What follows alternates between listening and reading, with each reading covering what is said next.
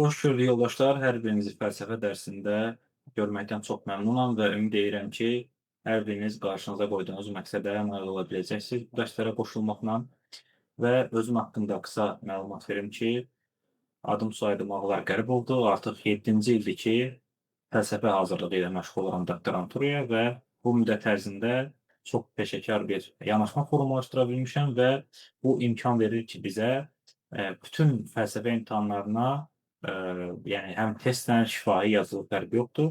Yüksək səviyyədə hazırlaşmağa imkan verən məlumat bazasını sizlə bölüşüm. Yəni bu müddətdə mən onlarla kitab, məqalə, xarici, yerli və sair oxumuşam və bütün bunlar imkan verir ki, belə deyək, imtahanlarda həm orada oturan komissiya üzvlərini təəccübləndirə biləcək, hətta onların bir hissəsini bilmədiyi hansısa məlumatları onlara deməklə yüksək bal almağımızı təmin edək. Eyni zamanda testləri də yaxşı şəkildə verməyimizə səbəb olacaq konkret məlumatları sizlə bölüşüm. Yəni belə deyək, artıq bilirəm ki, imtahanlarda nə tip suallar düşə bilər, əlavə nə tip suallar verilə bilər və yaxud da biz özümüz nələri desək, əlavə sualların heç verilməsinə ehtiyac qalmaz. Yəni bir növ elə təəssürat yarana bilər ki, siz 2 ay hazırlaşmaq əvəzinə illərdir ki, fəlsəfə ilə məşğul olursunuz. Hətta orada yəni heç mənim adımı deməyə belə ehtiyac yoxdur. Deyə bilərsiniz ki, özümün hobbim fəlsəfədir. Ona görə də yəni bu belə deyək, illərlə fəlsəfə ilə məşğul olmuşam. Sadəcə bunun üstünə etmək lazımdır. Mən sizə materiallar göndərəcəm təbii ki, hər dərslərdən sonra. Ümumiyyətlə 24 dediyim kimi dərsi əhatə edir bizim proqramımız və hər dərsdən sonra mövzuları da göndərəcəm. Lakin və amma əsas məsələ budur ki, yəni dərs danışdığım müddətcə qeydlər götürəsiniz. Çünki o qeydlər mənim sizə göndərdiyim mövzularda da tam şəkildə yoxdur və Azərbaycan dilində elə bir kitab yoxdur ki, o məlumatların hamısını eyni anda özündə birləşdirsin. Və bu sizə, yəni həmin o az öncə dediyimə nail olmağa imkan verəcək. Yəni çox sayda məlumatla sizi təmin edəcək və çox yox, daha doğrusu lazım olan məlumatla sizi təmin edəcək və bunun da sayəsində imtahanı çox əmin şəkildə keçməyə nail ola biləcəksiniz. Əsas yəni odur ki, dediyim kimi qeydlər götürün mən dediklərimdən və sonra isə onları öyrənin. Yəni mənim göndərdiyim materiala istəsəz heç açıb baxmağa belə ehtiyac yoxdur ya da əlavə nəsə oxumağa ehtiyac yoxdur. Amma yəni istəsəz baxa da bilərsiniz, slaydları da göndərəcəm sizə və dərslər bəli, bizim dərslərimiz hamısı qeydə alınacaq. Daha sonra zəhmət olmasa YouTube-da istifadə etdiyiniz Gmail ünvanlarınızı mənə yazarsınız. Yəni bu dərsin vaxtı tanışlıq prosesinə getməsin deyə mən daha sonra sizdən hara hazırlaşdığınızı ya qrupda qeyd edərsiniz, ya şəxsdən, yəni ad soyadınızı və hara hazırlaşdığınızı qeyd edərsiniz ki, mən bu məlumatları da özüm üçün götürüm və YouTube-da istifadə etdiyiniz Gmail ünvanınızda, yəni həmçinin verərsiniz ki, mən bu dərsi daha sonra YouTube-a yükləyəcəm və yəni açıq formada yox, yalnız icazə verilən Gmaillərin baxa biləcəyi formada. Yəni ola bilər ki, bu giriş dərsi deyə bunu açıq şəkildə yerləşdirdik, amma digərləri qapalı şəkildə olacaq. Bəli, yəni hara hazırlaşırsınız? Yəni hansı müəssisəyə, Elm və Təhsil İnstitutunun hansısa Elm və Təhsil Nazirliyinin hansısa institutudur bu, yoxsa AMİyanın hansısa institutudur, yoxsa hansısa universitetdir, haradırsa, yəni onları da qeyd edərsiniz və ixtisasınızı da, yəni yönünüzü də qeyd edərsiniz ki, belə ümumi təsəvvür, təəssürat formalaşsın bizdə ki, hansı istiqamətlərə doğru yönəlir tələbələr.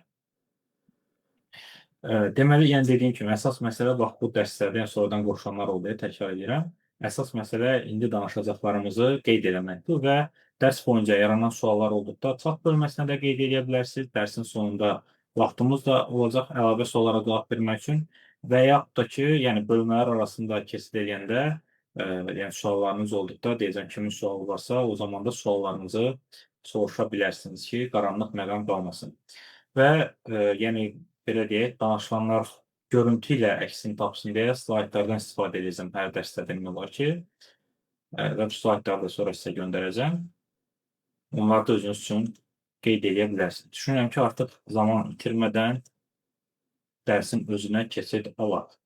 Demək, bu dərs giriş xarakteri daşıyır. Biz bu dərsdə fəlsəfə ilə bir növ tanış olacağıq.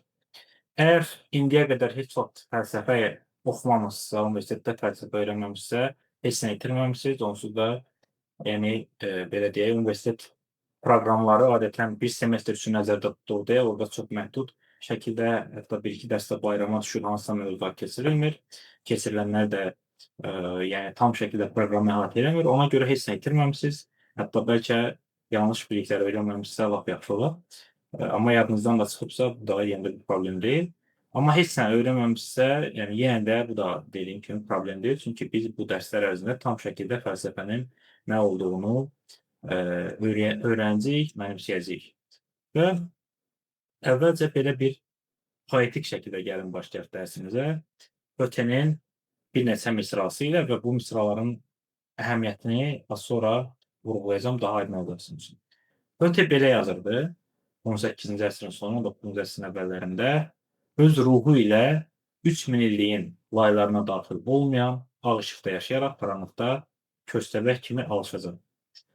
Bununla Höte nə demək istəyir? Deyirdi ki, əgər bir insan niyə bu cür yaşadığını və yaşadığı dünyanı başa düşə bilmirsə, yəni insanlığın yazılı tarixini təxminən 3000 il olaraq, yəni sivilizasiyamızı təxminən 3000 il olaraq qiymətləndirirdi və hesab edirdi ki, yəni bax bu yolu gözdən keçirə bilməyən, öz kimliyini, öz mahiyyətini bu yolun nəticəsi kimi başa düşə bilməyən insanların qaranlıqdakı köstəbəkdən fərqi yoxdur. Çünki o da əslində bir zülmətin içindədir və onu əhatə edən dünyaya baxsa da əslində onu görmür. Yəni gördüyünü sanır, amma görmür, sadəcə baxır. Və bunun üçün, yəni insan özünü və dünyanı başa düşmək üçün necə yanaşmalı dünyaya? İnkişaf prosesində. Yəni donuq vəziyyətdə, statik, hərəkətsiz vəziyyətdə, ancaq yaşadığı həyatı əhatə edəcək formada yox, inkişaf prosesində öyrənməlidir. Və bunu öyrənmək üçün bizə məhz fəlsəfə lazımdır. Nə mifologiya, nə din, nə elm, nə incəsənətin müxtəlif növləri, nə də digər dünyagörüş formaları bizə dünyanı bax bu formada öyrənməyə imkan vermir ki, biz özümüzü və dünyanı birlikdə, vəhdətdə və inkişaf prosesində öyrənə bilək. Bu fəlsəfənin bir növ məhz özünə məxsusluğudur, onun üstünlüyüdür. Və bugünkü dərsimizdə nələri danışacağıq? Dünya görüşü nədir? Fəlsəfə nədir? Fəlsəfənin predmet və metodu nədir? Fəlsəfi biliyin quruluşu necədir? Fəlsəfənin hansı funksiyaları var? Hansı əsas sualları var? Və fəlsəfə necə və nədən yaranır? Bu, bugünkü dərsimizdə keçəcəyimiz mövzulardır, başlıqlardır və hər biriniz proqramlarınıza baxa bilərsiniz. Yəni, orada məhz bununla başlayırıq. Yəni, biz çalışacağıq ki, bütün proqramları əhatə edən məlumatla sizi təmin edək və ona görə də çalışın, yəni yeni qoşulan yoldaşlar üçün də deyirəm ki, çalışın mən danışacaqlarımı qeyd edin, qeyd götürün bunlardan və orada da bu cür danışıqlar və yaxud testlərə bunun əsasında cavab versəz, bu sizin üçün prosesi xeyli rahatlaşdıracaq, daha yüngül hala getirəcək. Və fəlsəfə dünya görüşünün növlərindən biridir. Amma bundan əvvəl gəlin ümumiyyətlə danışaq ki, insanla dünyanın arasında münasibət necə olur? Gəlin belə bir şey yazaq. İnsanın dünya ilə münasibətinin iki əsas forması var. İnsanın dünya ilə münasibətinin iki əsas forması və ya səviyyəsi var. Birincisi, hissi, emosional səviyyə. Bu arada slaydda görünən, yəni mən danışdığım şeylər həmişə slaydda olmayacaq. Sadəcə slayd buradadır, amma danışdığım burada deyil. Deməli, birincisi hissi emosional səviyyədir. Bunun adı dünya duyumudur. Dünya duyumu. Və insanlar, yəni biz hal-hazırda hamımız bu fəlsəfə dərsindəyik və hal-hazırda kiməsə istidir, kimsə yorğun iş gündən sonra boşluq yorğundur, kimsə azdır, kimsə susuzdur. Və hər kəs dünyanı, ətrafındakı dünyanı, bu dərsi necəsə hiss edir. Emosional səviyyədə tək bu dərs yox, ətrafındakı dünya bizə necəsə təsir edir və biz onu duyuruq. Bu dünya duyumu adlanır. Dünya duyumu təkcə insanlarda yox, hətta inkişaf eləmiş onurğalı heyvanlarda da mövcuddur. Bu birinci forması.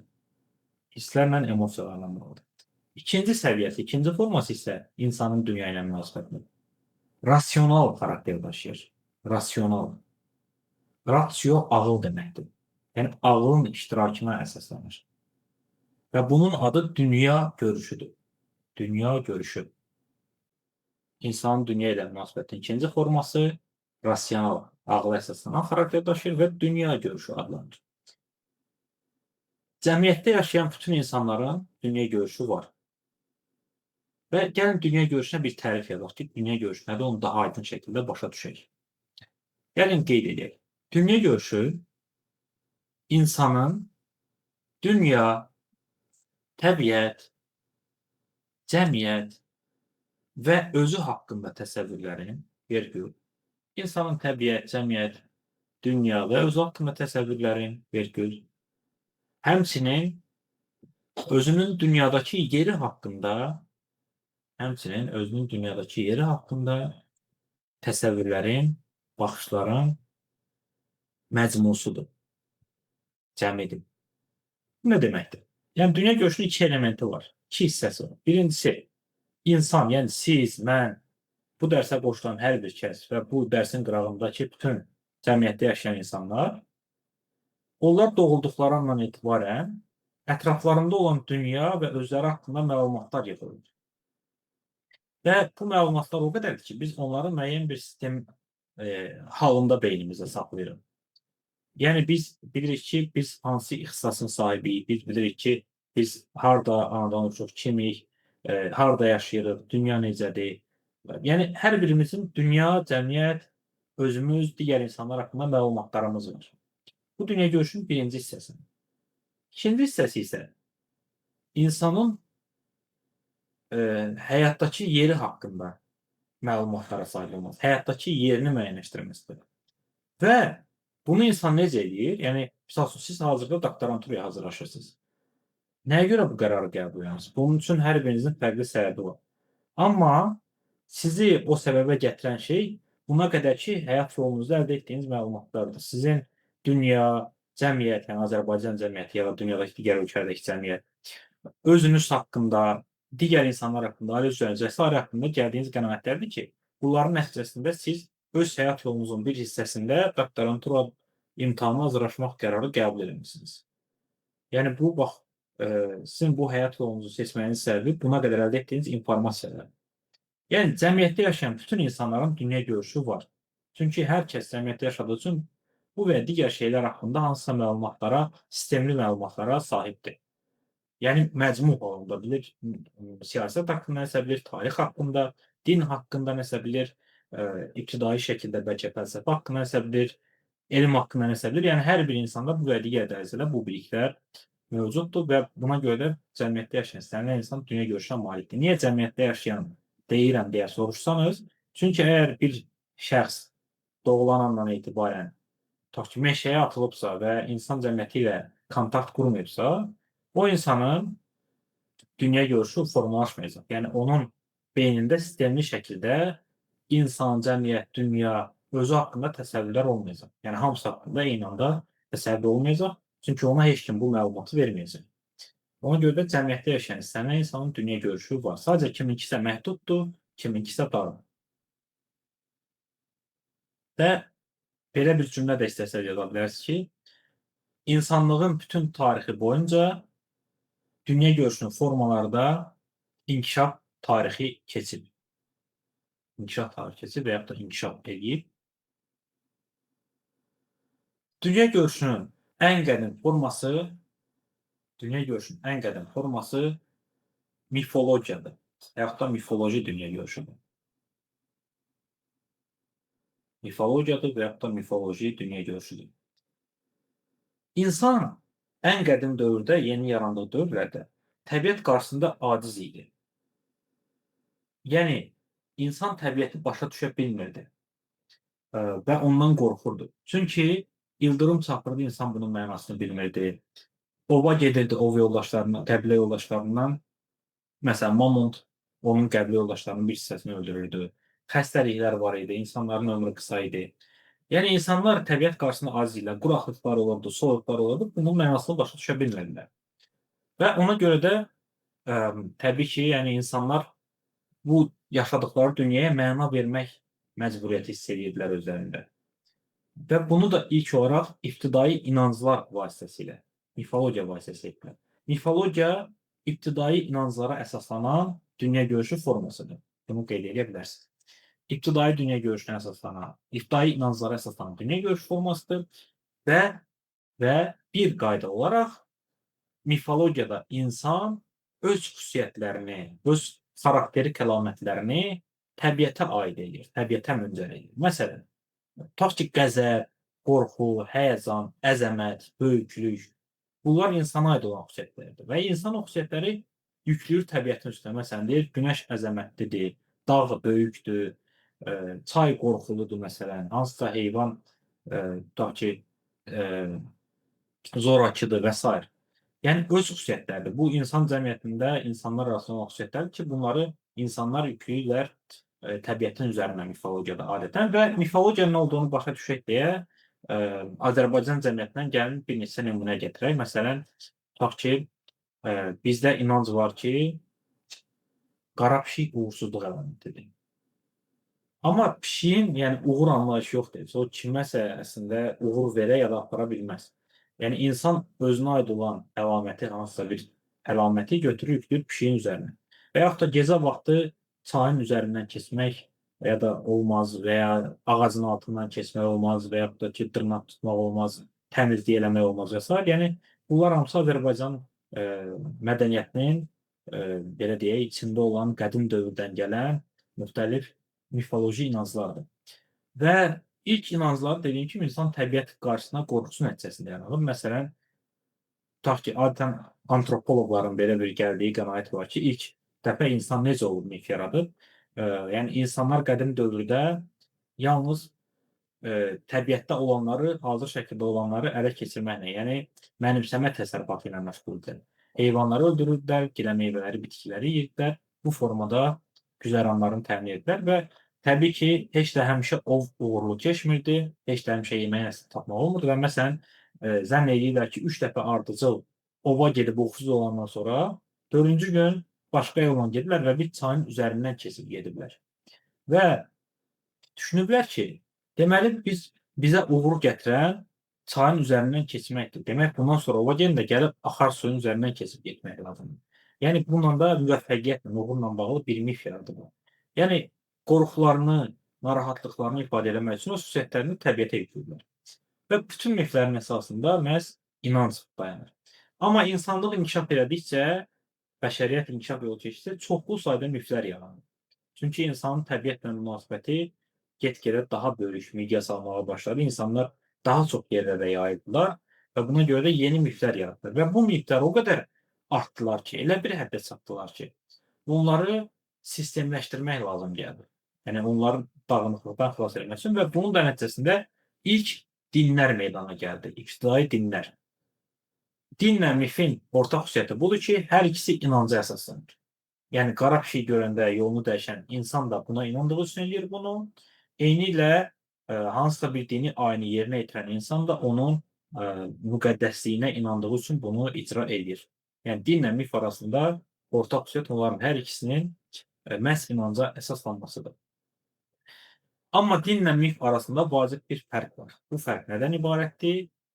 Din sistemli xarakter daşıyır, mif sistemsizdir. Yəni hər mif 1-2 maksimum məsələ haqqında bizə məlumat verə bilər. Müvəffəqiyyət haqqında, qorxu haqqında və s. Yəni çox az sayda məsələlər haqqında biz miflər vasitəsilə məlumat əldə edirik. Din isə bizə sistemlidir, genişdir. Bütün insanları maraqlandıran çox sayda suallara cavab verir. Yəni bütün dinlər. Dünyada 3500-ə yaxın din var. Və bu dinlər bizə dünyanın necə yaranmasından bağlı, həyatın mənasından bağlı, ölümdən sonra bizi nəyin gözləməsindən bağlı, necə yaşamalı olmağımızla bağlı və s. sahələrdə məlumatlar verir və biz onları öz həyatımıza tətbiq edərək əslində yaşaya bilərik. Yəni bu dinin mifdən fərqləndirici xüsusiyyətidir. Amma dinlərin hamısı ehkamlara əsaslanır. Bunu da qeyd edin. Din ehkama əsaslanır. Başqa latın sözündən ifadə etsək, dogmaya əsaslanır. Dogma. Dogma və ya ehkam. Bu iki söz yada bilərsiniz və ya da dogma latın sözdür, ehkam ərəb sözdür, yəni Azərbaycan dilində olan bir sözdür. Qeyd edə bilərsiniz onu. Ehkam nədir? Ehkam tənqidə açıq olmayan mühakimə deməkdir. Tənqidə açıq olmayan mühakimə. Bu nə deməkdir? Məsələn, İslam dininin 5 şərti var. Xristianlıqda 10 ölümcül günah var. Yahudiliyin, Buddizmin, digər dinlərin də özlərinin vacib prinsipləridir ki, o dinə inanmaq üçün sən buna əməl etməlisən. Və bu ehkamdır. Yəni sən deyə bilməzsən ki, İslamın 5 şərti mənasıdır, xristianlığın 10 ölümcül günahı mənası. Yəni əgər o dinlərdən hər hansı birinə inanırsansa, o dinin əsaslarını sən müqəddəs hesab eləyirsən deyə bunu qəbul edirsən. Yəni sən buna inanırsan. Bunun əsasında inanc dayanır. Və inanc da ehkam formasındadır. Yəni onu tənqid eləmək, onu sual altına almaq olmaz. Bu dinin xarakteri xüsusiyyətidir. Və ona görə də insanlar artıq din vasitəsilə yeni məlumatlar əldə edə bilmirdilər. Yəni dünya inkişaf eləyir, amma köhnə dinlərin ehkamları onlara bu cavabları əldə etməyə imkan vermir. Qarşısına qadağa qoyur. Baryer çəkir ki, bunu eləmək olmaz, bu sənin inancına uyğun deyil. Ona görə də insanlar fəlsəfəni yaratdılar. Qədim Yunanıstanda fəlsəfə yarandı eramızdan əvvəl 7-ci, 6-cı əsrlərdə. Bunu keçəcəyik. Yunanistan fəlsəfəsi haqqında danışanda necə və niyə yarandı? Və dünya görüşünün üçüncü forması fəlsəfədir. Fəlsəfəni dinlə oxşar edən bir xüsusiyyət var. Hər ikisi ümumidir. Həm fəlsəfə, həm də din ümumidir. Yəni hər ikisi bütün insanları maraqlandıran suallara, ümumi suallara cavab axtarılır. İnsanın necə yaranması, dünyanın necə yaranması, insan həyatının mənası və s. kimi suallar, yəni bəşəri suallara hər ikisi cavab axtarılır. Amma, daha doğrusu cavab axtarılaraq cavab verirlər. Amma fərq nədən ibarətdir? Fəlsəfənin iki fərqləndirici xüsusiyyəti var. Bunların biri, yəni dinə nəzərən fərqləndirici xüsusiyyəti var. Birincisi refleksiyadır. Refleksiya. Bunu qeyd edək. Refleksiyadır. Refleksiya əks olma deməkdir. Əks olma. İnikas. Yəni refleksiya sözünün ərəb dilindəki və Azərbaycan dilindəki qarşılığı inikasdır. Əksini tapma, əks olma. Refleksiya nədir? Dünyada baş verən dəyişikliklərin beynimizdə əksini tapması. Yəni bizim dünyanı görməyimiz və düşünməyimiz. Və bunun nəticəsində hansısa yeni düşüncəyə gəlməyimiz. Və nəyə görə deyirik ki, refleksiya dinlə fəlsəfəni bir-birindən ayırır? Çünki yəni fəlsəfəni yaradan elə onun yaranmasına ehtiyac duyuran, zəruri hala gətirən elə bax budur ki, dünya dəyişdikcə dinin ehkamları yeni dəyişikliklərə cavab vermir. Daha doğrusu verdiyi cavablar əvvəlki cavablar. Yəni dini kitablara, dini mətnlərə yeni hansısa cümlələr əlavə olunmur, hansısa yeni fikirlər ortaya çıxmır. Amma yəni ehkama əsaslanır deyə. Fəlsəfə isə dünyada baş verən dəyişikliklərə dərhal reaksiya vermək məcburiyyətindədir. Yəni onu fəlsəfə edən məhz budur. Məsələn, tutaq ki, hal-hazırda süni intellekt həyatımızın vacib bir hissəsini təşkil edir. Hər birimiz bu və digər dərəcədə, yəni hər birimiz olmasa bir çox insan süni intellektdən istifadə edir. Və bu yeni problemlər yaradır. Məsələn, süni intellekt 10 minlərlə, hətta 100 minlərlə insanın işini itirməsinə səbəb olur. Niyə? Çünki insanların daha uzun müddətdə həyata keçirdiyi işi daha qısa zaman kəsiyində icra etməyə imkan yaradır bizə. Bu nəticəsində zavodlardan, fabriklərdən xeyli sayda insanı kənarlaşdırıb, onların işini süni intellekt vasitəsilə əvəzləşdirirlər. Və yaxud da ki, süni intellekt yaradıcılıq məsələsini sual altına alır. Ki, yəni bir nəfər tutaq ki, süni intellektlə əsər yazır, şeir yazır, elmi əsər yazır, sertasiyaları süni intellektlə yazan çox sayda insanlar olur. Və müəllif hüquqlarından bağlı problemlər yaradır. Azad düşüncə ilə bağlı belə deyək, problemlər yaradır. Süni intellektlə çoxlu botlar yaradırlar. Yəni real insana oxşayan profillər yaradırlar. Bilmirsən ki, sən yəni onun şəkilləri də olur və bilmirsən ki, real insanla ünsiyyətdəsən yoxsa botla ünsiyyətdəsən. Yəni çoxlu sayda problemlər yaradır.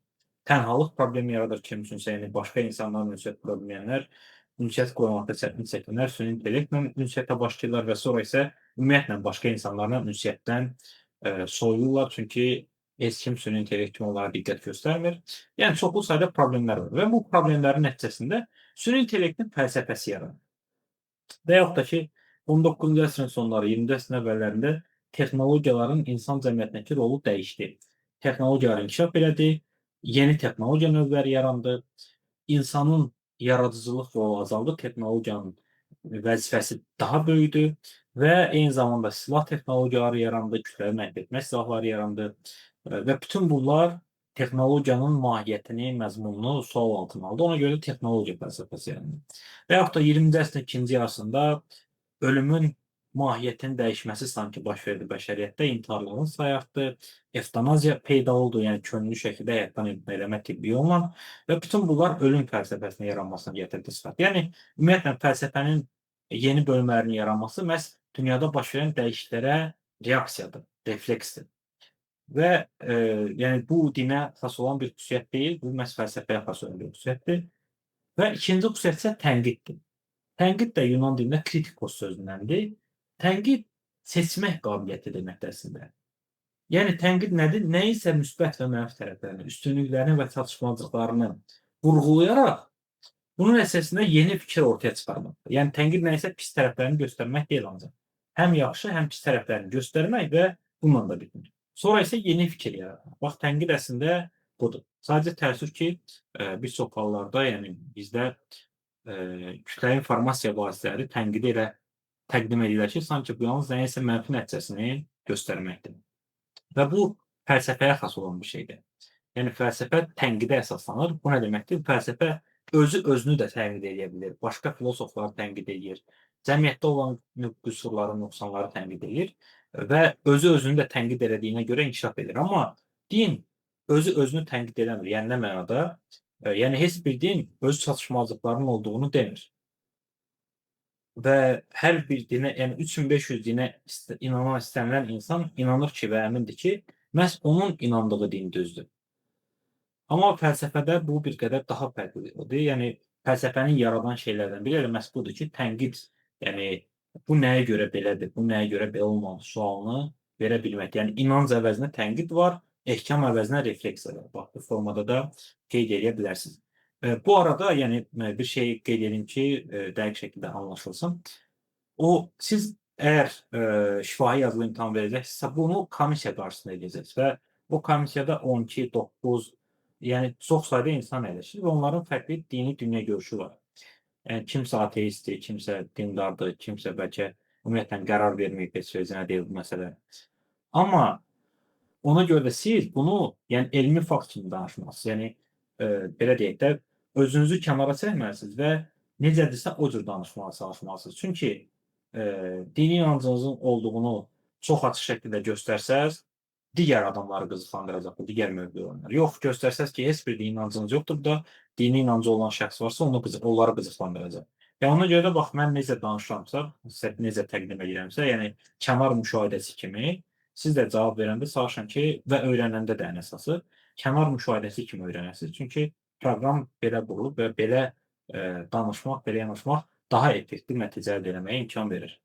Və dünya görüşünün digər bir forması burada olmasa da, bu arada mən burada özüm 3 dənəsini yazmışam ki, görüm gələn dəfə sizdən soruşanda çaşıb deməyəcəksiniz ki, dünya görüşünün cəmi 3 növü var. Dünya görüşünün növləri çoxdur. Daha bir növü elmdir.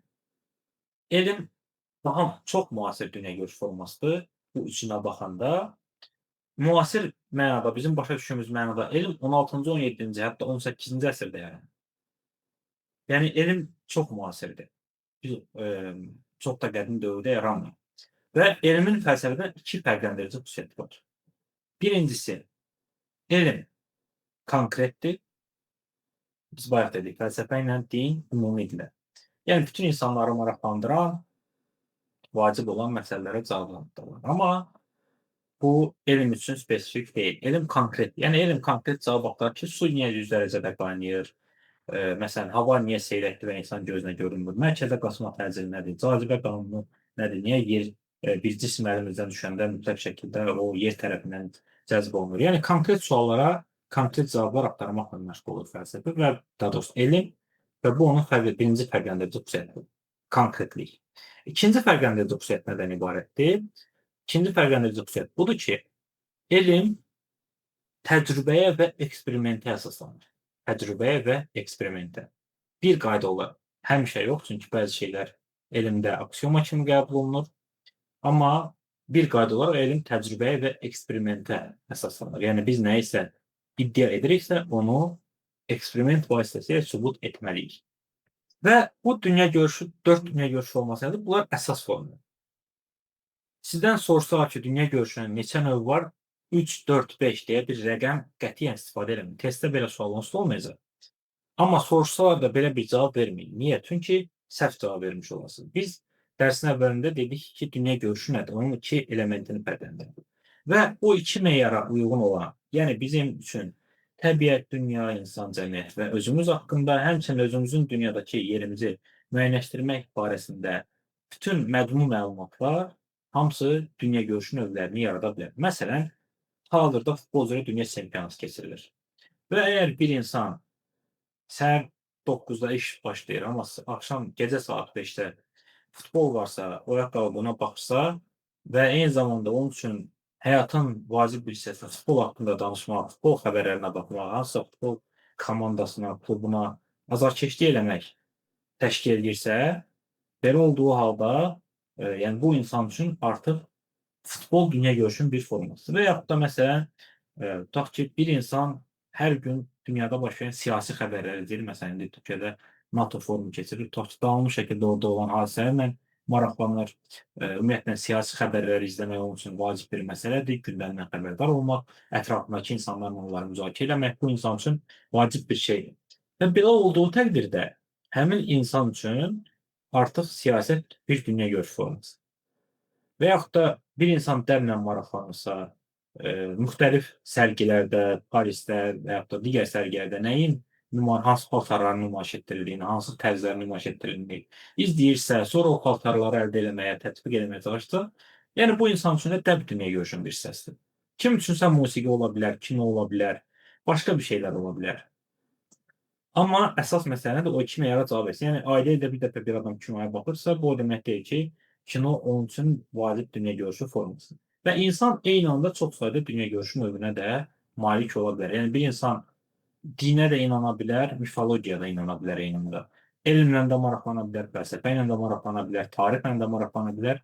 Yəni dünya görüşünün çox sayda növləri ola bilər. Yetər ki, o 2 meyara, o 2 əlamətə cavab versin. Bizə dünya haqqında məlumat versin və bizə dünyada öz yerimizi müəyyənləşdirmək baxımından hansısa bir formada, belə deyək, rol oynasın həyatımızda və biz onu, yəni bunun üçün istifadə edək. Belədirsə, bir çox şeylər dünya görüşü növü ola bilər. Hər şey yox. Məsələn, tutaq ki, yemək yeməyin, hansısa bir dünya görüşü əsas, yəni bunun dərin bir fəlsəfəsi və sair yoxdur. Yeməyin özü, yəni yemək nəzəriyyəsi və sair də bəlkə dünya görüşü ola bilər necəsə. Yəni bir insanın bütün həyatı bundan ibarətsə, aşpazdırsa və sair, qurmandırsa. Amma yəni bu insan üçün o rolu oynamalıdır. Oynamırsa dünya görüşü deyil. Bax, bu dünya görüşünün növləridir. Və biz təbii ki, bu dünya görüşü növlərinin digərlərindən yox, miflə, dinlə, elmlə yox, fəlsəfə ilə məşğul olacağıq, fəlsəfəni öyrənəcəyik. Elə isə gəlin tanış olaq görək fəlsəfə nədir, necə yaranıb bu söz, onun hansı predmeti, metodu var və ümumiyyətlə nəyə xidmət edir? Və gəlin sözün özündən başlayaq. Fəlsəfə sözü bizə, yəni Azərbaycan dilinə ərəb dilindən keçib. Ərəb işğallarının nəticəsində bir çox sözlər təbii ki, ərəb dilindən gəlib bizim dilimizə. Həmçinin yəqin biz fars sözləri də dilimizdə üstünlük təşkil edir və fəlsəfə sözü ərəb dilindən gəlir. Ərəblər isə bu sözü özləri yaratmayıblar. Fəlsəfə sözü ərəblər tərəfindən Yunanlılardan götürülüb. Yəni Yunanlıların bu sözünü mənimsəyiblər. Yunanlarda isə bu söz filosofiya formasında idi. Filosofiya. Və mürəkkəb sözdür. 2 sözün birləşməsindən əmələ gəlir. Filos və sofiya. Filos sevgi, sevmək deməkdir. Sofiya isə müdriklik deməkdir. Və bu sözü yaradan şəxs Pifaqordur. Pifaqor adı sizə böyük ehtimal ki, məktəbdən tanışdır. Əgər xatırlayırsınızsa, məktəbdə biz Pifaqor teoremi keçmişdik. Həmin teoremi yaradan şəxs məhz bu Pifaqordur və o insanlıq tarixinin məşhur böyük filosoflarından biridir. Biz onun fəlsəfi ideyaları haqqında antik Yunan fəlsəfəsi dərsində 4-cü mühazirədə geniş şəkildə, 3-cü mühazirədə geniş şəkildə bəhs edəcəyik. Və o bu sözü necə yaradıb? Niyə yaradıb?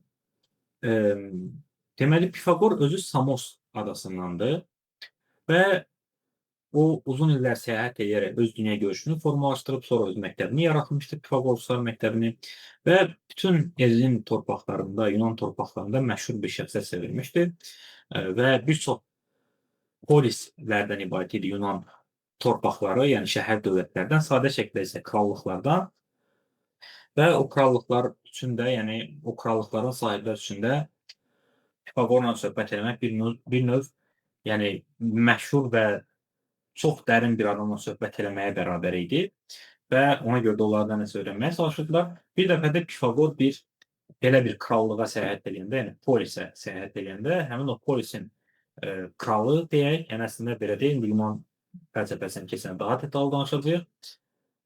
Yəni bir qonaqlıq təşkil edirlər və həmin o rəhbər, həmin o kral deyə biləcəyimiz adam, deməli, görəndə Pifaqoru, onu salamlamaq üçün sofist deyə müraciət edir. Sofiya sözü müdriklik demək. Yəni dünyanı öyrənən insanları o sofist adlandırırdı və Yunanıstanda belə bir fəlsəfi məktəb də var. Tanış olacağıq onunla da və Pifaqor etiraz edir ki, yəni o deyir, o sofist xoş gəlmisən, müdrik xoş gəlmisən. Və Pifaqor isə etiraz edir ki, mən müdrik deyiləm. Çünki müdriklik hər şeyi bilmək deməkdir. Və heç bir insan hər şeyi bilə bilməz. Hər şeyi bilmək yalnız tanrılara xas olan xüsusiyyətdir. İnsan isə hər şeyi bilməyə can ata bilər. Yəni insan müdrikliyi sevə bilər, müdrik olmağı istəyə bilər. Və ona görə deyir ki, mən sofist yox, filosofam. Yəni filosofiya müdriksevərlik, müdrikliyi sevgi və yaxud da ki, müdrikliyə sevgi və ya müdrikliyə olan sevgi kimi nəzərdən keçirilə bilər. Yəni bu sözün mənası məhz budur. Və gəlin fəlsəfənin tərifini yazaq ki, yəni bizdən soruşsalar ya da testlərdə görünür, bilək fəlsəfə nədir? Və sonra izah edəcəyik ki, bu tərifin mənası nədir? Niyə belə abstrakt görünür bu tərif? Fəlsəfə təbiətin, cəmiyyətin, insanın və idrakın ən ümumi inkişaf qanunlarını öyrənir. Fəlsəfə təbiətin, cəmiyyətin, insanın və idrakın ən ümumi inkişaf qanunlarını öyrənir. Və altından bir dənə də tərif yazın, amma bu birinci tərifdə saxlanıqlarımız. Deyəcəm nəyə görə ikinci tərifdə yazılıb. Əslində qısa bir tərifdir. Fəlsəfə varlığın ən ümumi inkişaf qanunlarını öyrənir. Yəni təbiət, cəmiyyət, insan və idrak əvəzinə bir dənə ifadə istifadə edirik, varlıq. Və gəlin indi bu cümləni başa düşməyə çalışaq ki, fəlsəfənin bu tərifi nədir və nəyi ifadə edir? Varlıq var olan hər şeydir. Siz, mən, danışdıqlarımız, fəlsəfə fənni və dünyada var olan digər hər şey. Dövlətlər, hava, anlayışlar, bütün canlı və cansız şeylər. Yəni var olan hər şey varlıqdır. Və varlıq ən ümumi anlayışdır. Yəni dünyada mövcud olan anlayışların içində yəqin ki yox, yəni ən ümumisi varlıqdır. Var olan hər şeyi ifadə edir. Və buna görə də bu biraz belə deyək, çox ümumi olduğu üçün, ən ümumi olduğu üçün bizə öyrənmək baxımından onu bölmək lazımdır. Yəni o ən ümumi anlayışı daha ümumi anlayışlara bölmək lazımdır ki, daha rahat şəkildə biz fəlsəfə vasitəsilə öyrənə bilək. Və buna görə də 4 yerə bölürük onu. Təbiət, cəmiyyət, insan və idrak. Yəni bütün varlıq, var olan hər şey təbiət, cəmiyyət, insan və idrak kimi izah oluna bilər. Yəni var olan hər şey bu 4 qrupdan birinə aid edə bilərik və bu bizə artıq imkan verir ki, biz daha peşəkar şəkildə bizi əhatə edən dünyanı, özümüzü, öz zəkamızı nəzərdən keçirək, öyrənək. Bax, bu fəlsəfənin tərifidir və əsas məsələyə gəlirik indi. Fəlsəfə bunları eyni anda öyrənir. Yəni fəlsəfə təbiəti də, cəmiyyəti də, insanı da, idrakı da öyrənməklə məşğuldur. Elm isə bunlardan yalnız birini, hətta birinin də konkret bir hissəsini öyrənir. Məsələn, fəlsəfə bütün təbiətin yaranmasını və s. öyrənirsə, elmlər məsələn ixtisaslaşırlar. Biologiya canlılar aləmini öyrənir məsələn və bu üzrə ixtisaslaşır. Məsələn, tarix vasitəsilə biz insanlığın tarixini öyrənməyə çalışırıq. Fizika vasitəsilə təbiətin qanunsuzluqlarını nəzərdən keçiririk. Yəni bu mənada belə deyək, elm və fəlsəfə bir-birindən fərqlənir. Fəlsəfə ümumi, elm konkretdir. Digər tərəfdən isə cümlənin ikinci hissəsinə deyirik, ən ümumi inkişaf qanunsuzluqlarını. Və buradan biz başa düşürük ki, fəlsəfə heç nəyi hərəkətsiz şəkildə, donuq vəziyyətdə, statik şəkildə öyrənmir. Biz nəyinsə mahiyyətini başa düşmək üçün onun keçdiyi inkişaf yolunu, onun keçdiyi o prosesi başa düşə bilməliyik. Kim olduğumuzu başa düşmək üçün yaşadığımız cəmiyyətin necə yarandığını bu hala gəldiyini anlamalıyıq. özümüzün keçdiyimiz yolu anlamalıyıq. Azərbaycan dövlətinin məsələn keçdiyi yolu, iqtisadiyyatın keçdiyi yolu və sair anlamalıyıq. Və bu halda biz həm özümüzü, həm də yaşadığımız dünyanı başa düşmə imkanı əldə edəcəyik. Və xatirinizdədirsə dərsin əvvəlində biz ÖTD-dən bir neçə misra gətirdik ki, 3 milliyin laylarına daxil olmayanlar qaranlıqda köstəbəkdən fərqlənməyəcəklər.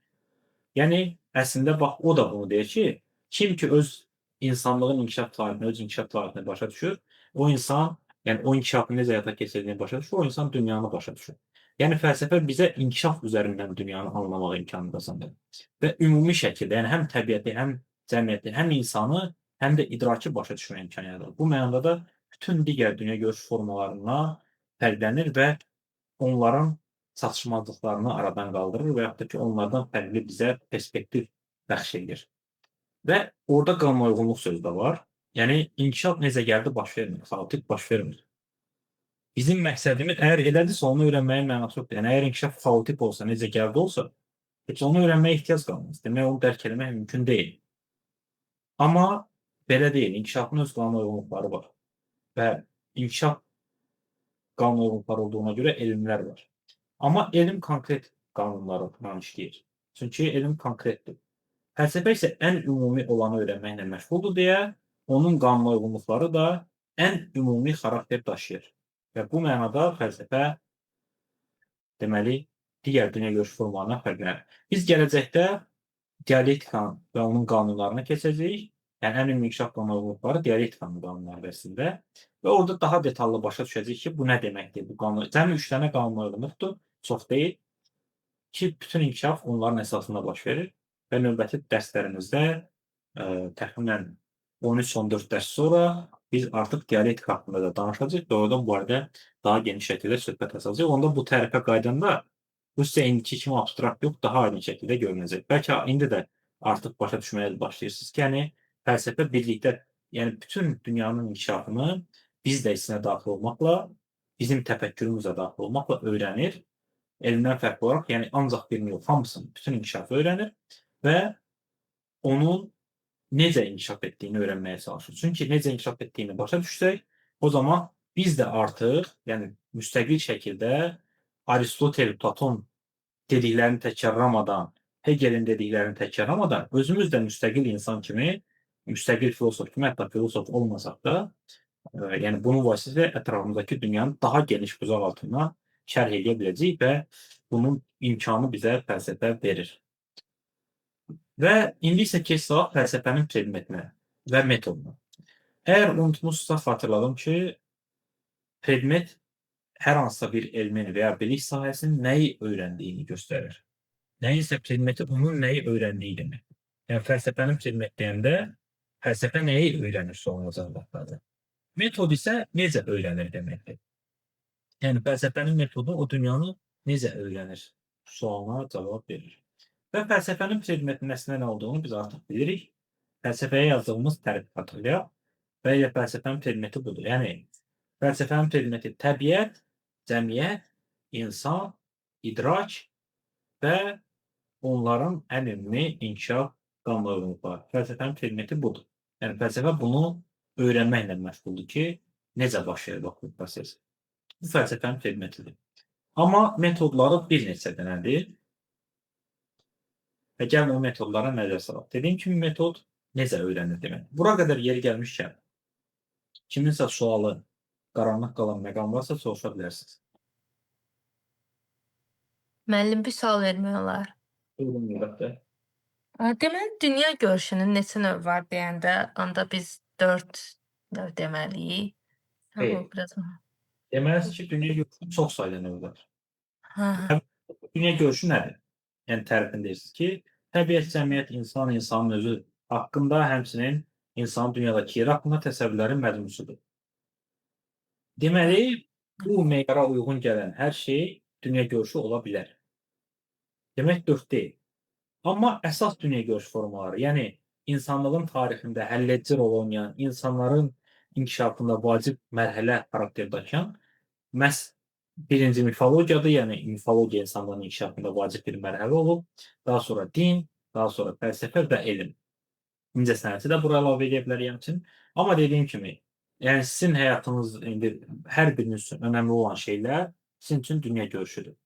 Yəni bu futbol da ola bilər, dəb də ola bilər, siyasət də ola bilər, tarix də ola bilər, musiqi, rəsm, rəssamlıq, memarlıq, heykəltaraşlıq, yəni hər şey, bir çox şeylər hansılar ki, meyara uyğun gəlirlər, dünya görüşü ola bilərlər. Yəni ona görə də mən indi gələn dəfə onsuz da çaşdırmaq üçün soruşacağam ki, yəni dərslərimiz bu arada hər dərsin əvvəlində köhnə dərsləri soruşacağıq, sonra yeni dərsi öyrənəcəyik. Yəni orada mən sizdən soruşacağam elə çaşdırmaq üçün ki, dünya görüşünün neçə forması var. Çox vaxt dəfələrlə bunu deməyə baxmayaraq, bir də görürsən ki, tələbə yenə də deyir ki, 3 növ var, 4 növ var. Belə bir şey yoxdur. Yəni növlərinin sayı çoxdur. Çox sağ olun. Buyurun. Başqa bir sual var mı?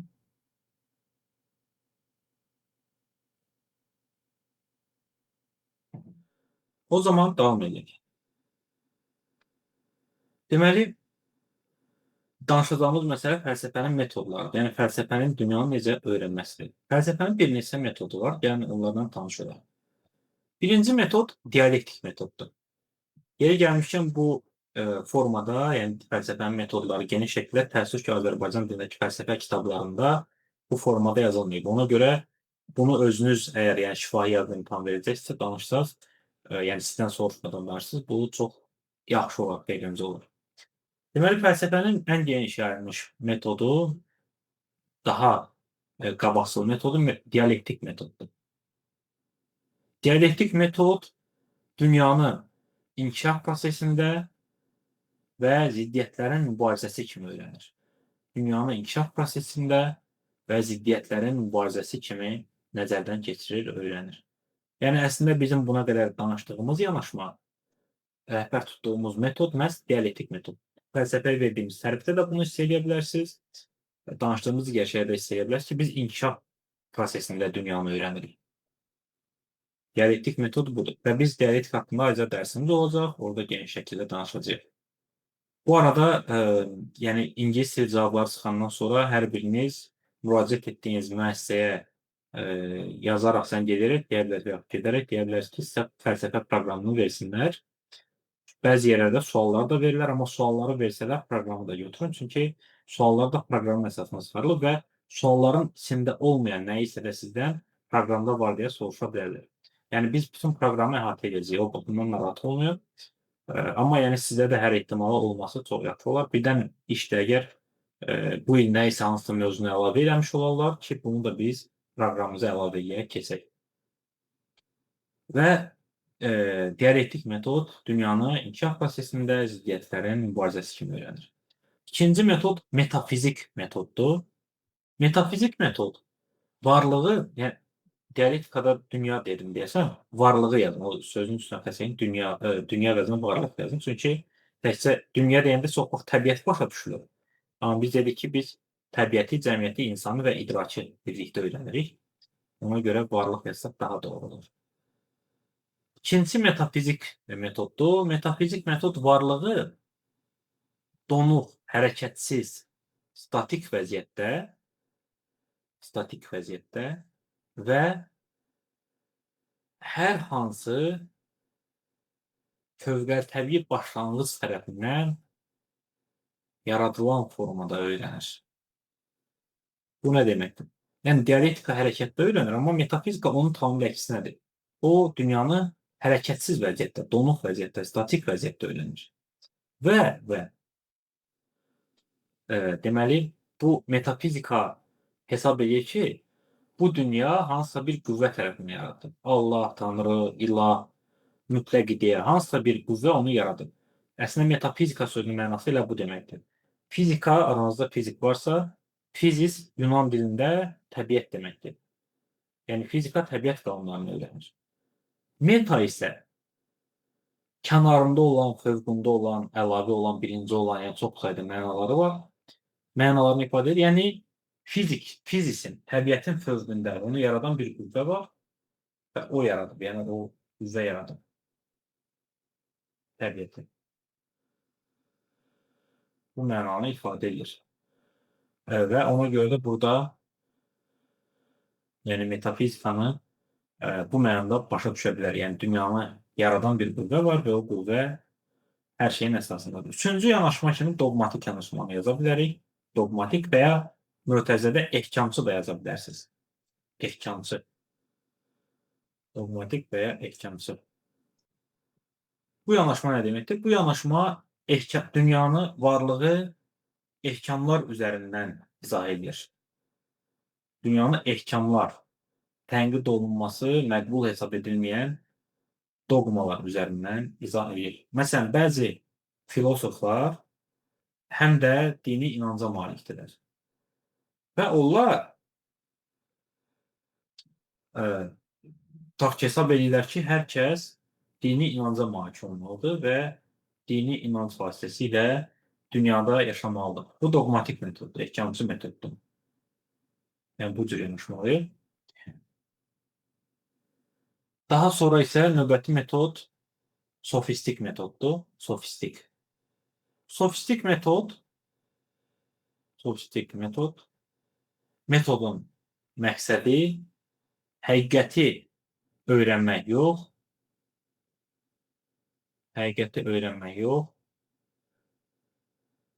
mübahisədə, müzakirədə qalib gəlməkdir. Biz indi antik Yunan fəlsəfəsini keçəndə sofistlər məktəbi haqqında danışacağıq və orada görəcəyik ki, bir qrup, yəni bir məktəbdə sofistlər məktəbidir və onlar dünyanı ümumiyyətlə hesab edir ki, fəlsəfə dünya ilə məşğul olmalı deyil, yalnız biz öyrənməliyik nəyi? Biz öyrənməliyik, deməli, insanlar haqqında danışmalıyıq və onlar ancaq müzakirə edirdilər. Müzakirə eləyərkən isə onlar nə edirdilər? Haqlı çıxmağa çalışırdılar. Yəni onları həqiqət maraqlandırmırdı. Onları maraqlandıran tək şey haqlı çıxmaq idi. Və bu sofistik fəlsəfənin, yəni sofistik metodun yanaşmasıdır. Daha bir yanaşma eklektik yanaşmadır. Eklektik. Və yaxud da eklektika da deyə bilərik. Bu yanaşma əslində müasir dövrdə ən geniş, yəni insanların çoxluğunun düşüncəsi eklektikdir. Bu nə deməkdir? Qarışıq. Daha dəqiq ifadə etsək, eklektik metod bir-birinə zidd olan, bir-biri ilə uyuşmayan, bir-birinə uyğun olmayan yanaşmaların eyni anda tətbiq edilməsidir. Eyni anda tətbiq edilməsidir. Eyni anda tətbiq. Məsələn, nümunə göstərək. Tutaq ki,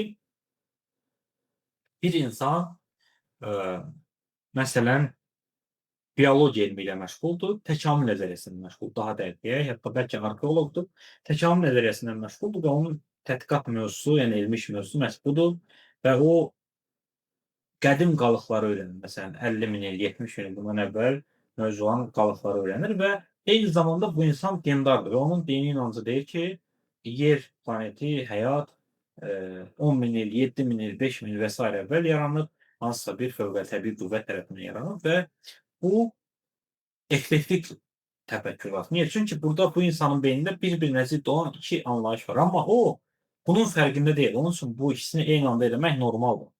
Yəni müasir insanların da bir çoxunun beyni təkcə yəni din məsələsində yox, ümumiyyətlə, yəni bir-birinə zidd olan çoxlu ideyalar insanların beynində toparlanır və buna görə də yəni insanlar sistemli şəkildə yox, dağınıq formada, sistemsiz formada həyatdakı məsələlərə yanaşırlar. Və nəhayət haqqında danışacağımız sonuncu metod isə hermenevtik metoddur. Hermenevtik metod. Hermenevtik metod fəlsəfi mətnlərin şərhinə əsaslanır. Fəlsəfi mətnlərin şərhinə əsaslanır. Bu nə deməkdir? Bu yanaşma deyir ki, biz yəni hansısa bir filosofun dünya haqqında dediyi şeyləri başa düşmək üçün onun yazdıqlarını tam şəkildə anlamalıyıq. Və biz, yəni hər bir insan öz dövrünün məhsuludur. Məsələn, tutaq ki, biz bu günləri sosial şəbəkələr həyatımızın ayrılmaz hissəsidir. Biz də orada paylaşımlar edirik, öz şəkillərimizi paylaşılan fikirlər görüşürük və 19-cu əsrin ən ağıllı adamı belə, məsələn, Hegel, Marx və s. Tutaq ki, bizim dövrümüzdə paylaşdığımız sosial şəbəkə paylaşımlarını görsəydilər gəlib, onlar başa düşməzlər ki, insan niyə yediyi şeyin şəklini paylaşıb, bunun altında hansısa bir şey yazır. Çünki bu onların yaşadığı dövrə aid olan bir şey deyil. Yəni, Biz də onları başa düşmək üçün onların yaşadığı dövrün xüsusiyyətlərini bilməliyik.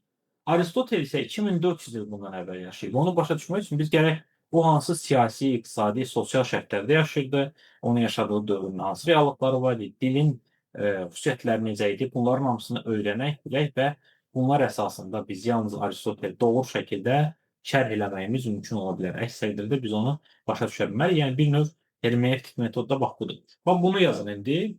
Bir qayda olaraq filosoflar bir dünya görüş formasından istifadə edirlər. Yəni onlar dünyanı izah eləmək üçün adətən bir dünya görüş formasından istifadə edirlər.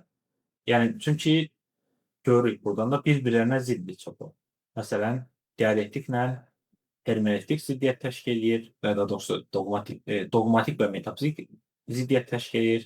Eklektiklə dialektik ziddiyyət təşkil edir. Yəni hər biri bu və digər dərəcədə bir-birinə ziddir, bu və digər dərəcədə aralarında ziddiyyət var. Və bu onları bir-birindən fərqləndirir. Başqa metodlar da var, amma onları yazmağa ehtiyac yox. Yəni bunlar əsas ən çox istifadə olunan metodlardır. Bunları bilmək əslində yetərlidir. Deməli, indi isə keçid alırıq fəlsəfənin bölmələrinə. Sadə şəkildə desək fəlsəfənin bölmələrinə, daha elmi dildə desək, fəlsəfi biliyin strukturuna. Necə bir çox elmlərin bölmələri varsa, məsələn, iqtisadiyyatın, biologiyanın, coğrafiyanın və s. Məsələn, siyasi coğrafiya var, iqtisadi coğrafiya var, eyni zamanda makro iqtisadiyyat var, mikro iqtisadiyyat var. Nəyə görə bunlar var? Daha yaxşı öyrənmək üçün. Fəlsəfənin də eynilə belə bölmələri var. Və bu bölmələr də bizə imkan verir ki, biz varlığı daha yaxşı, daha belə deyək, lazım olan məqsədə çatmaq üçün, yəni onun daha dərindən öyrənilməsini həyata keçirək və bu baxımdan da yəni təbii ki, bizə bu mənada fəlsəfənin bölmələri zəruridir. Fəlsəfənin birinci bölməsi ontologiyadır. Ontologiya və bunu bu cür demək lazımdır. Yəni çox vaxt bunu tələbələr antologiya kimi sonradan oxuyurlar. Antologiya ədəbiyyatdadır, yəni müntəxəbatdır. Ontologiya isə Yunan dilində ontos və logos sözlərindən əmələ gəlir. Ontos varlıq deməkdir, logos təlim deməkdir. Yəni varlıq haqqında təlim. Və bu bölmə bizə ümumilikdə varlıq nədir sualını öyrənməyə imkan verir. Yəni varlıq necə yaranır, nədən yaranır, necə inkişaf edir? Bu sualların hamısından ontologiya məşğul olur. Hətta görəcəksiniz imtahanda da hətta bəlkə müəllimlərin bir hissəsi antologiya deyəcək. Amma yəni bu səhv deyil, doğru deyil. Yəni siz cavab verəndə ontologiya deyin.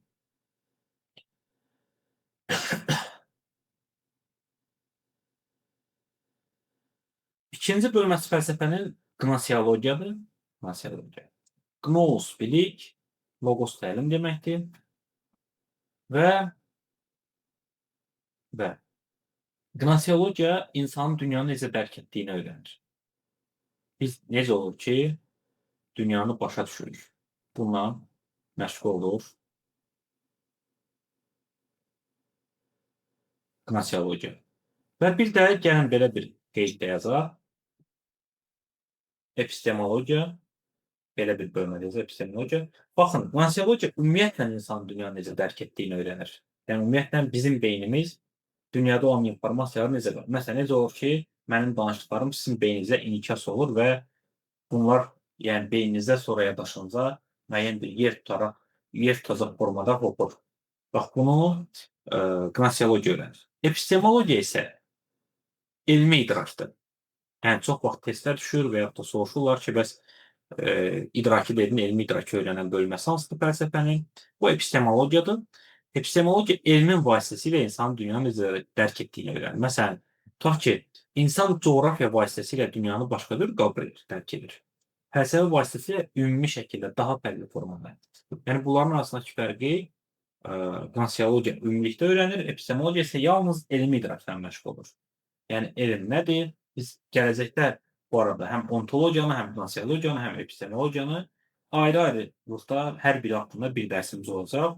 Elm haqqında bir dərsimiz, idrak haqqında bir dərsimiz, varlıq haqqında başqa bir dərsimiz olacaq.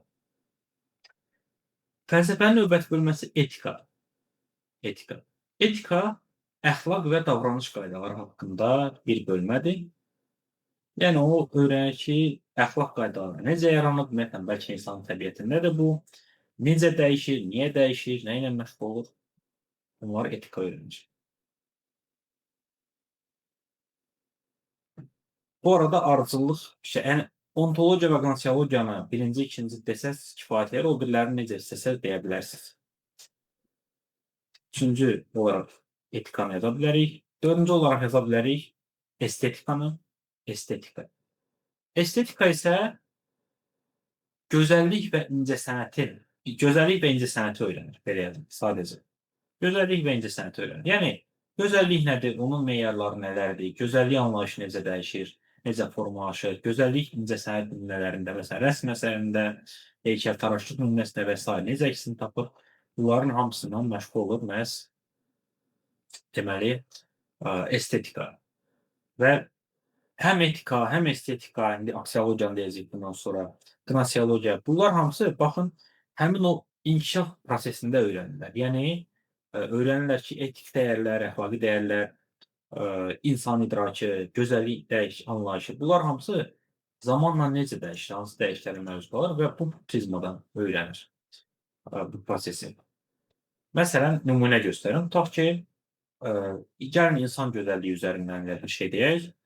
Məsələn, ilk gözəllik müsabiqələri ilk ənənənin əsasını qoyan 19-cu əsrin ortalarında Amerikada keçirilməyə başlanılıb və həmin zaman Amerikada müharibələr gedirdi, aclıq var idi. Yəni insanların güzəranı o qədər də yaxşı deyildi, qadınların da o cümlədən və insanların müharibələrdən, aclıqdan və s. diqqətini yayındırmaq üçün gözəllik müsabiqəsi keçirmək qərarına gəlirlər. Maraqlısı nədən ibarətdir? Həmin gözəllik müsabiqələrində ən gözəl seçilən qadınlar ən çox çəkiyə malik olan qadınlar olur. Və indiki dövrə nəzərən bu çox qəribədir, bu çox anlaşılmazdır. Amma həmin dövrdə bu çox normaldır. Niyə? Çünki həmin dövrdə müharibələr gedirdi, aclıq var idi, yəni normal qida olmaq çətin idi və gözəllik az olan bir şeydir. Yəni gözəllik fərqlənən bir şey olmalıdır.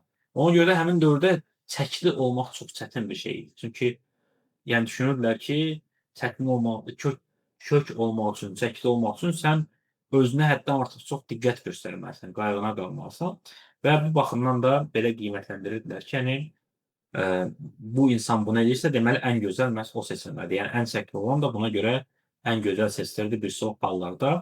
Yəni gözəllik anlayışının necə dəyişdiyini də estetika öyrənir və onun incəsənət nümunələrində, rəsm əsərində, musiqidə, kinoda, heykəltaraşlıqda, təsviri sənətdə və s.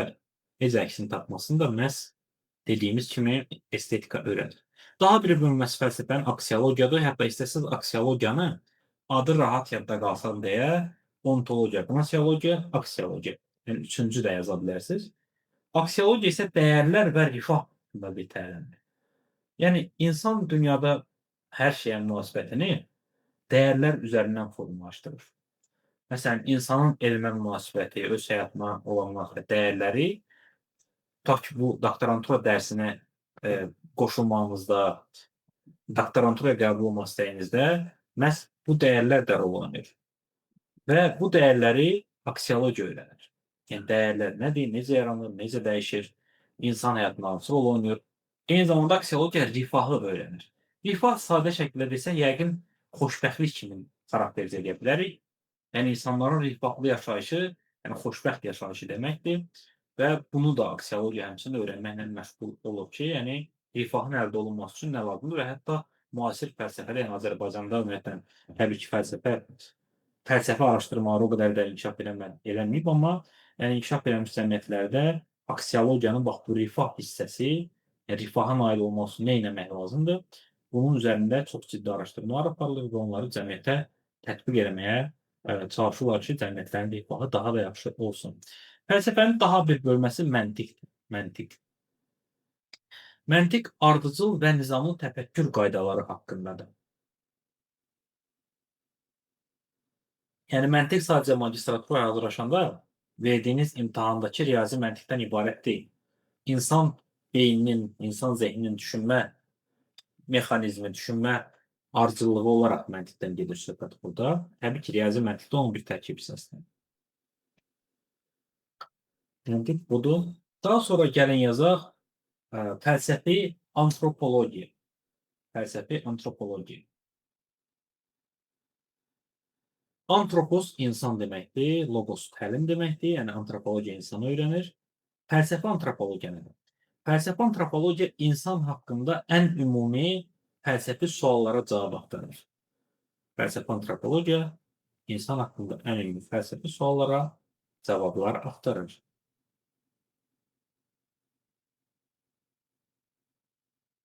Cavablar axtarır. Və baxın, insanı öyrənən başqa elmlər də var. Yəni fəlsəfə elm deyil bu arada, bayaq dedik. Var mifologiya, var din, var elm, var fəlsəfə. Yəni fəlsəfə elm deyil. Fəlsəfə başqa bir dünyagörüş forması. Və insanı öyrənən elmlər var. Yəni konkret şəkildə öyrənmək. Məsələn, anatomiya elmi. Anatomiya elmi insanın anatomik quruluşunu öyrənməklə məşğuldur. Həmçinin antropologiya deyə bir elm də var. Yəni fəlsəfi antropologiya yox. Tabii fəlsəfi antropologiya elm deyil. Fəlsəfənin bölməsidir. Bir də var antropologiya elmi. Və antropologiya elmi insanı konkret şəkildə öyrənir. İnsan mədəniyyətini, insanın bioloji inkişafını və s. Yəni konkret şəkildə insanı öyrənməklə məşğul olur. Və bu onu fəlsəfi antropologiyadan fərqləndirir. Testlərdə məsələn sual düşür ki, aşağıdakılardan hansı fəlsəfənin bölməsi deyil? Və orada yazılır antropologiya. Və bizim beynimiz çox vaxt biz fəlsəfi antropologiyanı dediyimizə görə düşünürük ki, birdən eyni şey var və başqa bir variant seçirik səhvən. Amma cavab məhz odur antropologiya. Çünki antropologiya ayrıqda elmdir, fəlsəfi antropologiya isə fəlsəfənin bölməsi. Hətta yəni şifahi yazılı imtahan verəcəksə, orada da bunu qeyd edə bilərsiniz, yəni genişləndirəsiz cavabı. Daha bir bölməsi fəlsəfənin sosial fəlsəfədir. Sosial fəlsəfə. Sosial fəlsəfə cəmiyyətin ən ümumi fəlsəfi suallarını öyrənməklə məşğuldur. Cəmiyyətin ən ümumi fəlsəfi suallarını öyrənməklə məşğuldur. Və bu mənada, yəni cəmiyyəti öyrənib dəqiq elmlərdən fərqlənir. Məsələn, hansı elmlər var cəmiyyəti öyrənib? Tutaq ki, sosiologiya elmi. Sosiologiya elmi cəmiyyəti eksperimentlər, müxtəlif statistikalar və s. vasitəsilə daha dəqiq şəkildə, konkret şəkildə öyrənir.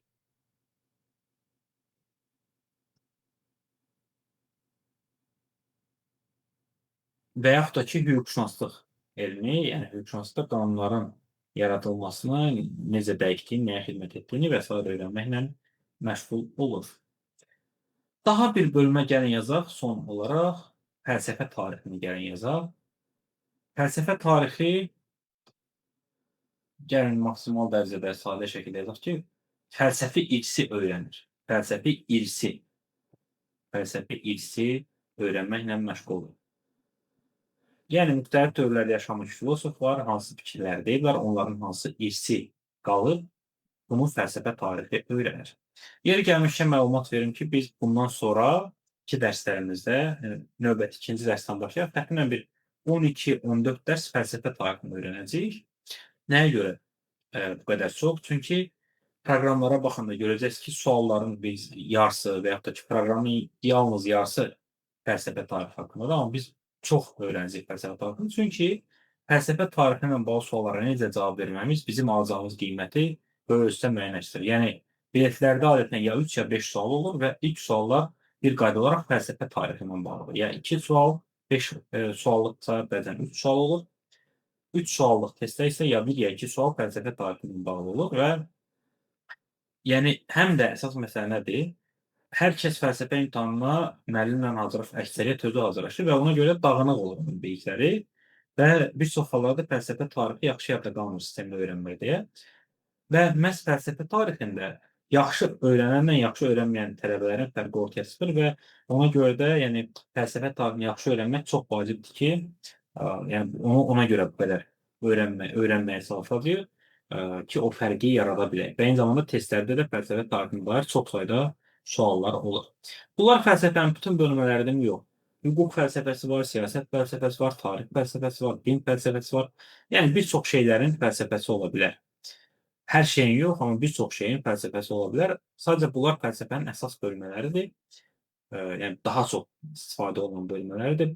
Ona görə bunlar yadımızda qalsa əslində yetərlidir.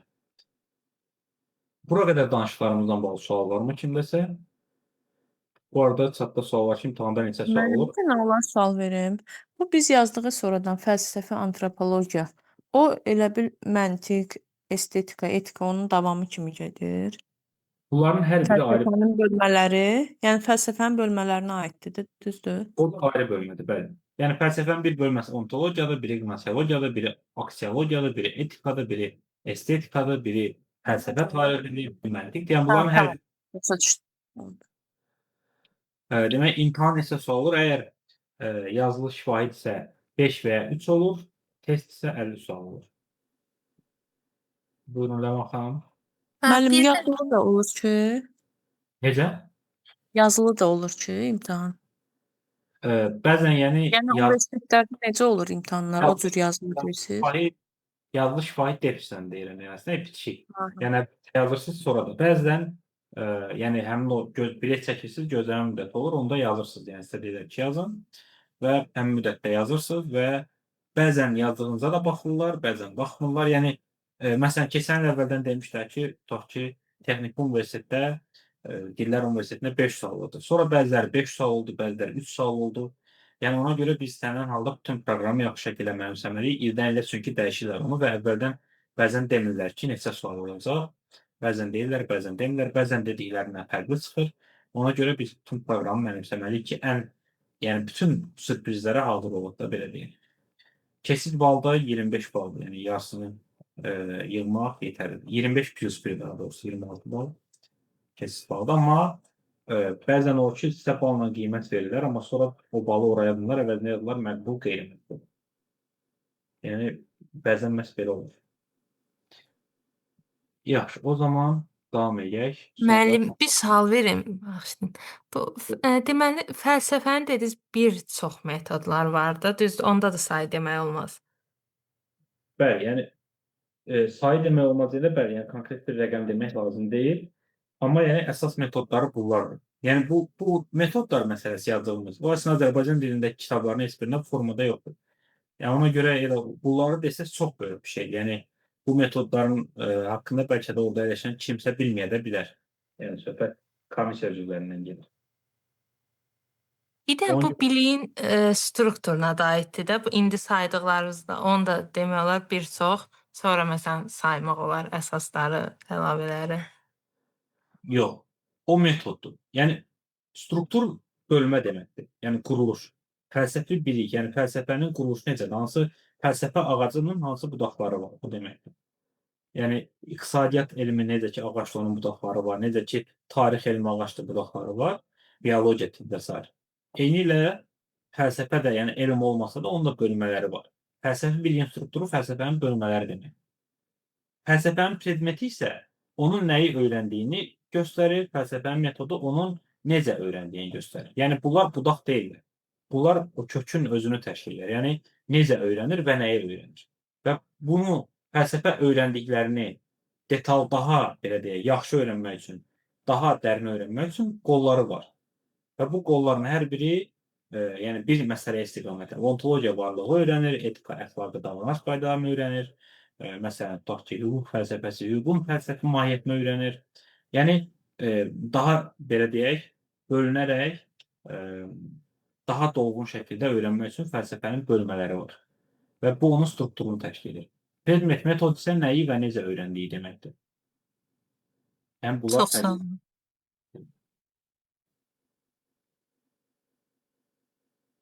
İndi keçid alaq digər bölməyə. Fəlsəfənin əsas sualları məsələsinə. Fəlsəfənin iki əsas sualı var. Fəlsəfənin iki əsas sualı var. Birinci sual belədir. Əvvəlcə fəlsəfi dildə deyək, sonra onu daha anlaşılan bir formada nəzərdən keçirməyə çalışaraq yazın bunu ki, əsas sual belədir. Təfəkkürün varlığa mötərizə açın, yazın. İdeyanın materiyaya, mötərizəni bağlayın. Təfəkkürün varlığa, ideyanın materiyaya münasibəti necədir? Münasibəti necədir? Bu sual bu cür də var. Bir də ikinci formada da yazaq. Yəni eyni şeydir, sadəcə forması fərqlidir. Birinci nədir? 2 nöqtə. Birinci nədir? 2 nöqtə. Materiya yoxsa ideya? Materiya yoxsa ideya?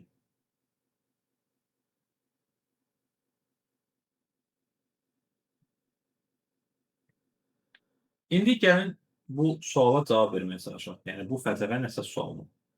O suala cavab verməyə çalışanda əslində başa düşəcəyik ki, bu nə demək? Yəni daha belə abstrakt görünməyəcək. Fəlsəfənin bu sualına 3 əsas cavab var. Birincisi materializm. Materializm. Materializmə görə varlıq, yəni dünyada olan hər şey materiyadan yaranır, maddədən yaranır. Maddə ərəb dilindədir, materiya Yunan dilindədir. Hər şey materiyadan, yəni maddədən yaranır. Yəni heç bir Allah, Tanrı və digər fövqəltəbii başlanğıclar yoxdur, ola da bilməz. Çünki hər şey maddədən yaranır. Və maddədən əvvəl də heç nə yoxdur. Məsələn, ateizm materializm formalarından biridir. Bütün ateizmlər yox, amma məni eşidə bilirsinizmi? Bəli. Ən son nəyi eşitdiniz? Materiyadan yaranır, maddədən yaranır. Bəli, materializmə görə dünya materiyadan. Slayd görünür hal-hazırda yoxsa? Görünmür.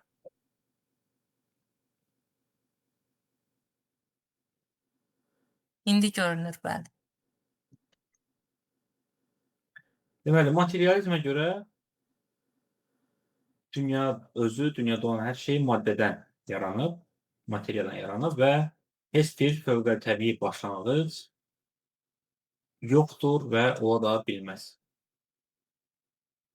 Bu materializm. İkinci cavab idealizm. Və idealizmin özünün iki forması var. İdealizmdir və idealizmin özünün iki forması var. Birincisi, obyektiv idealizm. Obyektiv idealizmə görə varlıq obyektiv şəkildə, yəni insan şüurundan asılı olmayan bir ideya tərəfindən yaradılıb. Bir ideya tərəfindən yaradılıb. Bu Allah da ola bilər, yəni digər tanrılar ola bilər, ilahlar ola bilər hansısa və yaxud da bəzi filosoflar var ki, onlar dinin tanrılarını qəbul edəmirlər, amma onların da fikrində dünyanı yaradan başqa bir prinsip var, başqa bir ideya var. Və məsələn, Hegel var, Alman filosofu, ona görə dünyanı mütləq ideya yaradır.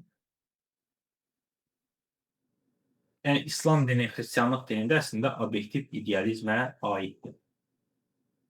Çünki bu dinlərə görə də dünyanı yaradan qüvvə insanın şüurundan asılı deyil. İkinci idealizmin ikinci forması subyektiv idealizmdir. Subyektiv idealizm.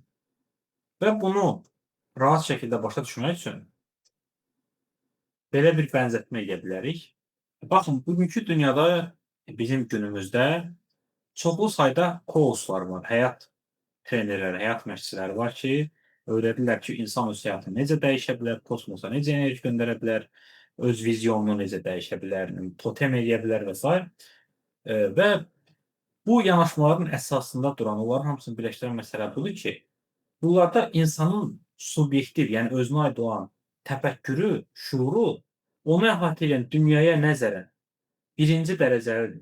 Yəni, burada insanın hansı cəmiyyətdə yaşaması, hansı var-dövlətə malik olması, hansı yoxsulluq səviyyəsinə malik olması və s. göz ardı edilir. Əvəzində, yəni deyilir ki, sən sadəcə özünü dəyiş, vizyonunu dəyiş və salam, hər şey dəyişəcək, dünya dəyişəcək sənin vizyonuna uyğundur. Bu, başa düşmək üçün dediyim bir şeydir və fəlsəfədə də bəzi filosoflar var ki, deyirlər ki, insanın subyektiv, yəni özünə aid olan təcrübələri, yanaşmaları, hissləri onu əhatə edən dünyaya nəzərən daha vacibdir. Niyə? Birinci dərəcədə. Çünki insan yalnız onlardan əmin ola bilər, onların fikrincə. Başqa nədənsə əmin ola bilməz. Yəni, heç bir obyektiv gerçəkliyi yoxdur. İnsan yalnız öz daxili emosiyalarından, təcrübələrindən əmin olması mümkündür. Belə bir yanaşma irəli sürür subyektiv idealistlər. Bir şey də qeyd edək subyektiv idealizmə aid, aşağısından yazın. Bu sözü mən çat bölməsində də qeyd edirəm. Solipsizm. Solipsizm. Bu subyektiv idealizmin ifrat formasıdır. Subyektiv idealizmin ifrat formasıdır. Solipsizm.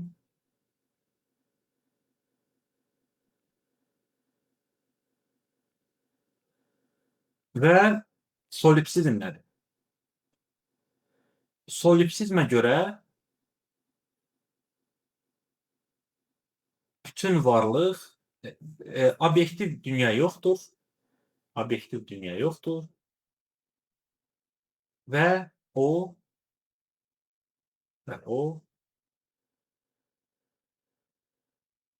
hiss edən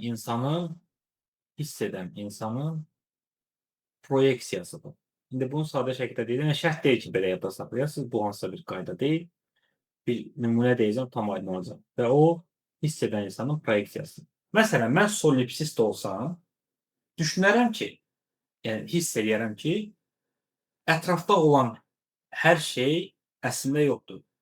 Dünya mənim beynimin içində bir hiss olaraq var və gördüyüm hər şeyi, yəni necə ki, proyektor o içində olan informasiyanı xaricə proyeksiya edir və yeni dünya, yəni içindəkini kənarda göstərir. Və insan da belədir, yəni solipsist olsam düşünərəm ki, sizin hər biriniz, bu dünyada olan hər şey mənim beynimin içindədir. Real deyil. Yəni hiss olaraq yalnız məndə var və məndən başqa heç bir gerçəklik yoxdur. Yəni belə bir ifrat formadır və onsuz da fəlsəfə tarixində ifrat olduğuna görə bunun tərəfdarı olan barmaqla sayıla biləcək sayda ciddi filosof var. Sadəcə testlərə də düşür, soruşula da bilir. Soruşulmasa biz özümüz desək ki, solipsizm də var. Yəni bu belə deyək, bizim daha yuxarı bağlamamızı təmin edəcək bir məsələdir. Çünki bir çox hallarda bir çox şəxslər ümumiyyətlə solipsizmin nə olduğunu bilmirlər. Və bu ikinci cavab idi. Yəni idealizm idi. İdealizmin iki forması, obyektiv subyektiv və subyektiv idealizm ifrat forması olan solipsizmdir. Və üçüncü cavab isə fəlsəfənin birinci sualına dualizmdir. Üçüncü cavab dualist cavabdır, dualizmdir. Dualizm dual, ikili sözündəndir və bu yanaşmaya görə dünyanın bir yox, iki bərabərlikli başlanğıcı var. Dünyanın bir yox, iki bərabərlikli başlanğıcı var. Yəni materiya ilə ideya, Allahla maddə, Tanrı ilə maddə olan varlıq, yəni bunlar eyni anda yaranırlar. Biri digərini yaratmır. Məsələn, biz İbn Rüşd deyə bir filosof keçəcəyik. Onun məsələn təlimində deyilir ki, Allah baxmayaraq ki, bir çoxlar onu müsəlman kimi tərəf edirlər, amma əslində o İspaniya mənşəli bir filosofdur və o belə bir fikir irəli sürürdü ki, Allahla onun yaratdığı dünya əbədi və əzəlidir. Yəni, hər ikisi əbədidir, hər ikisi əzəli. Yəni, heç biri digərini yaratmayıb və heç biri digərindən öncə yox olmayacaq. Bu arada dualizm demişkən, deməli, dünyanın neçə başlanğıcı olmasına aid digər iki yanaşmada var. Dualizmə görə iki başlanğıc var. Bir var monizm. Monizmə görə dünya mono, yəni bir başlanğıcdan yaranıb. Bu Allah da ola bilər, Tanrı da ola bilər, materiya da ola bilər. Əsas odur ki, bir olsun. Bir dənədirsə bu monizm haqqında. Yox, əgər ikidən çoxdursa, biz bir neçə, iki dənə belə filosof keçiririk ki, onlarda başlanğıcların sayı ikidən çox. Yəni, onlar Tanrı maddə kimi başlanğıcları qoyular bilər, başqa ideyalar belə sürürlər. Onlar pluralist adlanır. İngiliscədəki plural, cəm sözünü, yəni çox sayda başlanğıcın olduğunu düşünən filosoflar da var. Bu fəlsəfənin əsas sualına 3 cavabdır. Və indi qaydaq dedim ki, izah edelim ki, nəyə görə bu sual bu cür qoyulur? Təfəkkürün varlığa münasibəti ya da ideyanın materiyaya münasibəti. Bu sualı qədim Yunanlar yaradıblar. Yəni ilk dəfə fəlsəfə Yunanıstanda yaranıb və orada bu sualı ünvanlayıblar ki, dünyanın əsasında nə daxil? Yəni birinci olan nədir? Sadəcə niyə biz bu sualı sadə şəkildə demirik ki, dünya nədən yaranıb? Yəni niyə fəlsəfənin əsas sualı belə sadə səslənir? Çünki subyektiv idealizm hər şeyi korlayır. Yəni materializmə görə, obyektiv idealizmə görə biz başa düşürük ki, birinci ya materiyadır, ya ideyadır. Yəni hansısa bir fövqəltəbii, ilahi ideyadır. Amma subyektiv idealizmə görə birinci olan insanın ideyasıdır. İnsanın təfəkkürüdür. Buna görə də biz bu sualı belə qoyuruq. Birinci olan nədir? Materiya yoxsa ideya. Və Yunan dilində sözlər çox mənalıdır. Məsələn, logos sözünü bayaqdan bir dəfə istifadə etmişik. Məsələn, logos sözünü biz məktəbdə elm kimi keçmişdik, yadınızdadırsa. Yunan dilində, yəni Yunan dilində ingilis dilindən beşbetər sözlərin çoxlu mənaları var. Logos sözünün 20-yə yaxın, bəlkə 20-dən çox mənası var. Məsələn, birinci mənası yoldur. yol mənası, prinsip mənası var, qayda mənası var, söz mənası var, elm, təlim mənalarını artıq bilirik. Və ideya sözü də belədir. İdeya sözü həm insanın fikri deməkdir, həm də dünyanı yarada biləcək hansısa bir ağıllı qüvvə varsa, onu da ideya sözündən ifadə eləmək mümkündür. Ona görə də ideya və ya materiya bərabərliyi belə deyək məntiqidir. Amma Azərbaycan dilində elə bir söz yoxdur ki, həm insanın ağlını ifadə eləsin, şuurunu, həm də yaradıcı ağlı ifadə eləsin. Ona görə də biz adətən təfəkkür sözündən istifadə edirik. Bəzi kitablarda təfəkkür yox, şuur yazılır. Amma məncə şuur daha məhdud bir anlayışdır təfəkkürlə müqayisədə. Yəni yaradıcı qüvvəyə daha çox fasıl olan şey təfəkkür etməkdir. Yəni ona görə də bu sual belə abstrakt səslənir. Birinci olan nədir? Təfəkkür yoxsa maddə?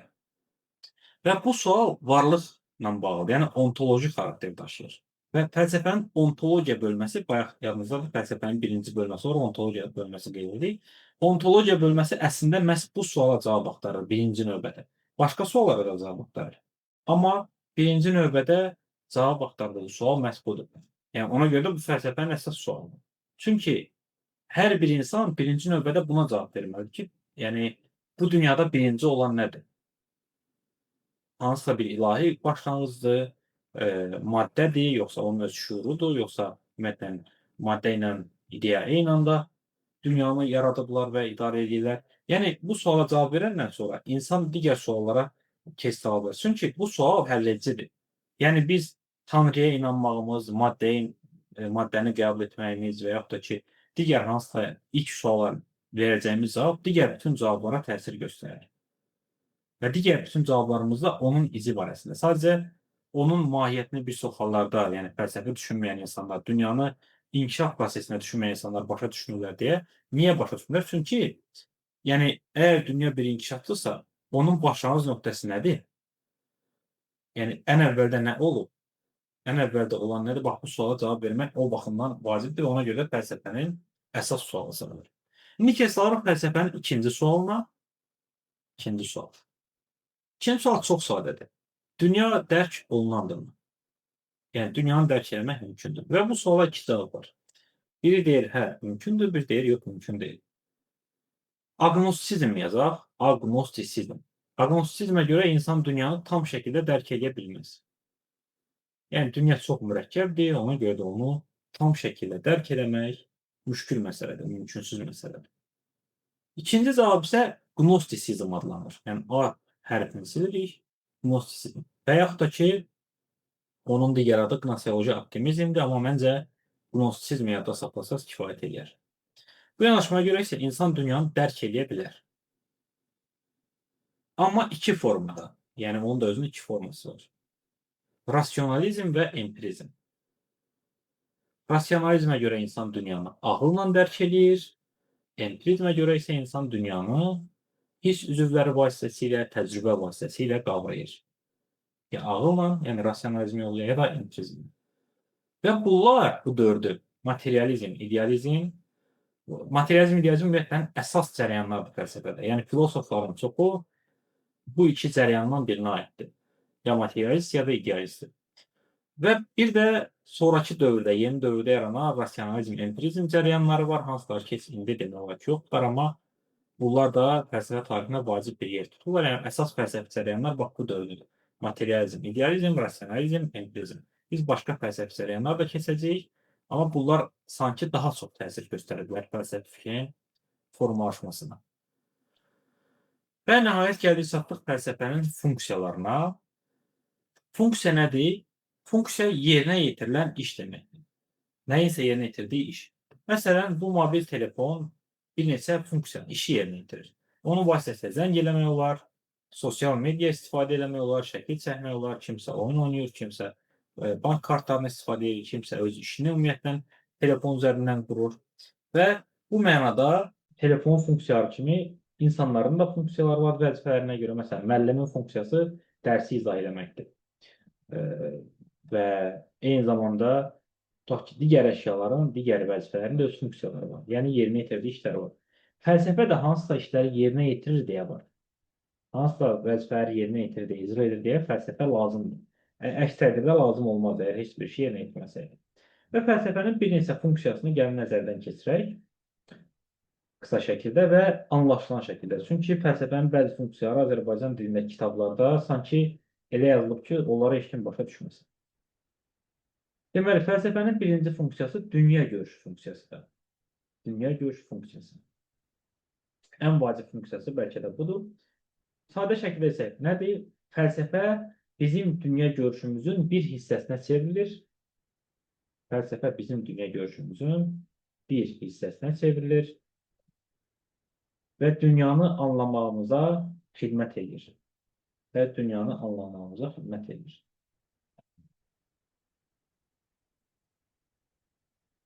Bu onun dünya görüşündür. Yəni, sadə şəkildə desək, fəlsəfə ilə tanış olmayan insan adətən dünyanı ən ümumi formada qavramır, dərk eləmir və ona inkişaf qanun uyğunluqları üzərindən baxmır deyə adətən dünyanı donuq şəkildə və yaxud da ki, oradakı prosesləri səbəb-nəticə əlaqəsi üzərindən izah etmədən başa düşür və bu da təbii ki, dünyanın tam mənzərəsini beynimizdə yaratmağa mane olur. Yəni, fəlsəfə bizə məhz bunu eləməyə imkan verir birinci növbədə. Onun üstünlüyü məhz bundan ibarətdir. Və bu, yəni, fəlsəfənin belə deyək, ciddi bir üstünlüyüdür, ciddi bir nailiyyətidir. Və fəlsəfənin ikinci funksiyası metodoloji funksiyadır. Metod sözünü biz bayaq dedik, üsul vasitə deməkdir. Metodoloji funksiya insanın dünyanı dərk eləmək formalarından biri kimi fəlsəfədən yararlanmasıdır, fəlsəfəni istifadə etməsidir. Yəni, fəlsəfə insan üçün dünyanı dərk eləməyə dair metodlar toplusu kimi çıxış edir. Yəni, məsələn, xatkeşi götürüb biz hansısa bir şeyi ölçə bilərik, tərəzini götürüb nəyisə çəkə bilərik. Amma bunlar konkret nələrdirsə və dünyanı bütöv şəkildə dərk eləmək üçünsə bizə üsul kimi, bir xətkeş kimi, tərəzi kimi, bir vasitə kimi fəlsəfə kömək edə bilər. Yəni, fəlsəfə bizim metodumuz onda. Gözümüzün tutaq ki, bir görmə forması kimi çıxış edə bilər. Üçüncü funksiya proqnostik funksiyadır. Proqnoz gələcək haqqında məlumat vermək deməkdir, yəqin ki, bilirsiniz. Amma elmi proqnozlar adətən konkret xarakter daşıyır. Məsələn, hava proqnozu ancaq havanı bildirir, valyuta proqnozu ancaq valyuta ilə bağlıdır. Fəlsəfi proqnozlar isə varlıq haqqında, varlığın gələcəyi haqqında ümumi fəlsəfi fərziyyələr irəli sürməyə imkan verir. Fəlsəfənin proqnostik funksiyası onun, yəni fəlsəfənin varlığın gələcəyi haqqında, varlıq da deyəndə nəyə nəzərdə tuturuq? Təbiət, cəmiyyət, insan və idrak. Gələcəyi haqqında ümumi mühakimələr, ümumi fərziyyələr irəli sürməyə imkan verir. Dördüncü funksiya olaraq yazaq tənqidi funksiya. Tənqidin nə olduğunu bayaq dedik. Qiymətləndirmə deməkdir. Tənqidi funksiya biliklərin, dəyərlərin ehkamlaşmasının, yəni dogmatikləşməsinin qarşısını almağa vergül, həmçinin digər filosofların fikirlərinin qiymətləndirilməsinə xidmət edir. Yəni, bu nə deməkdir? Fəlsəfə bayaq dediyimiz kimi özü özünü də tənqid edə bilir, özü özünü də qiymətləndirə bilir, özü özünə də qarşı çıxa bilir. Və eyni zamanda həm də imkan vermir ki, cəmiyyətdə hansısa köhnə fikirlər, hansısa inkişafın qarşısına alan dəyərlər ehkam halına gəlsin. Düzdür, bu inkişaf eləmiş cəmiyyətlərə daha çox, yəni bütün bu funksiya arasında. Çünki Azərbaycan cəmiyyətində fəlsəfi dünya görüşü çox da geniş yayılmıyor. Bizdə, məsələn, dini dünya görüşü daha geniş yayılır. Mifoloji dünya görüşünə inanan çox sayıda insanlar var.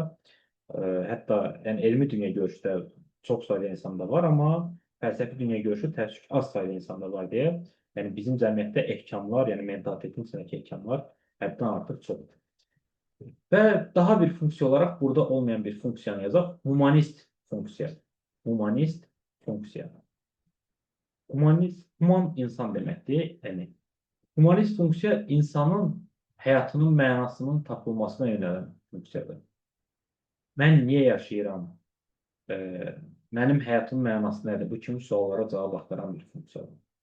Və bu funksiyada çox vacibdir. Çünki əgər insan özü niyə yaşadığını və həyatının mənasının nə olduğunu düşünməyibsə və buna dair bir cavab yoxsa, onda yəni insan beyni ilə, təbiət də boşluğu sevmir.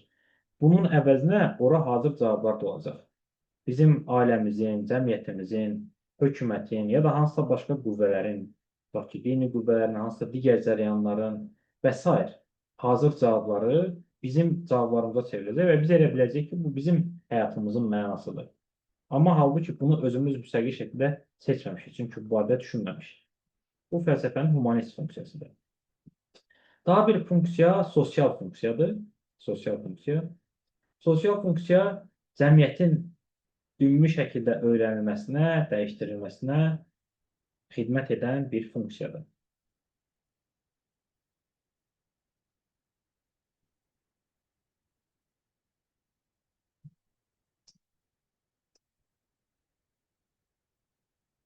Və nəhayət aksioloji funksiya. Aksioloji funksiya isə cəmiyyətdə dəyərlərin yaradılmasına, qiymətləndirilməsinə, dəyişdirilməsinə, yaradılmasına yönələn fəaliyyətidir, vəzifəsidir.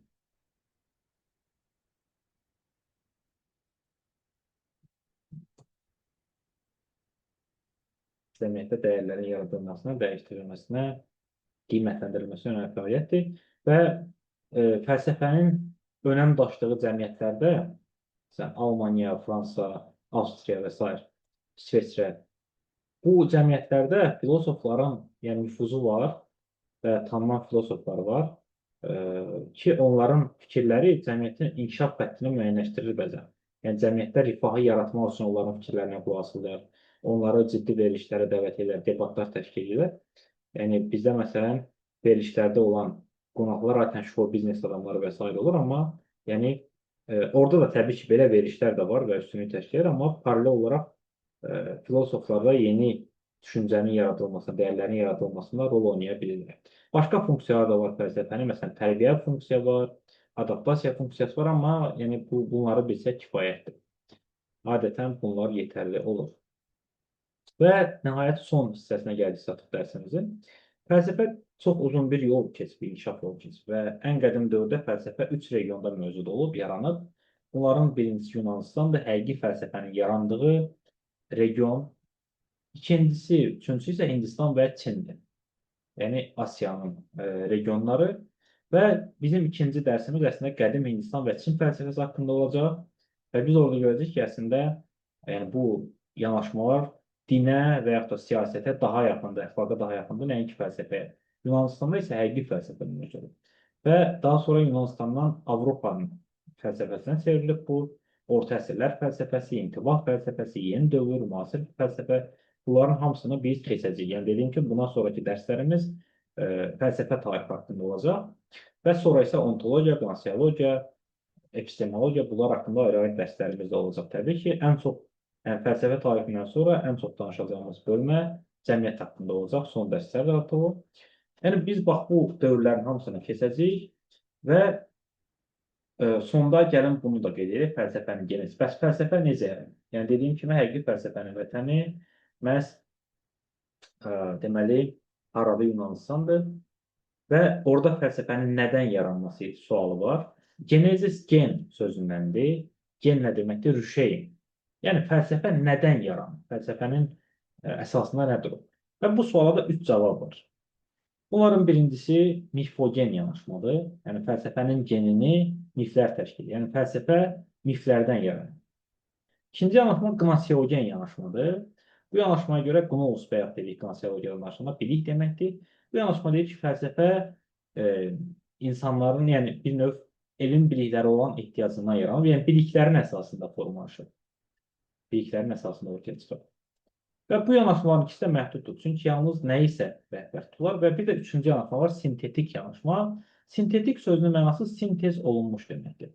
Bir çox hallarda təəssüf ki, yəni, xüsusən də bu paltarlardan qaynaqlanan bir şeydir ki, sintetiki süni kimi başa düşür, amma sintetik çoxlu sayda fərqli parçalardan, fərqli yanaşmalardan və s. formalaşmış mənasını ifadə edir, yəni sintez olunmuş, birləşmiş Və sintetik yanaşma deyir ki, fəlsəfə həm miflərdən, həm də biliklərə olan ehtiyacdan yaranır.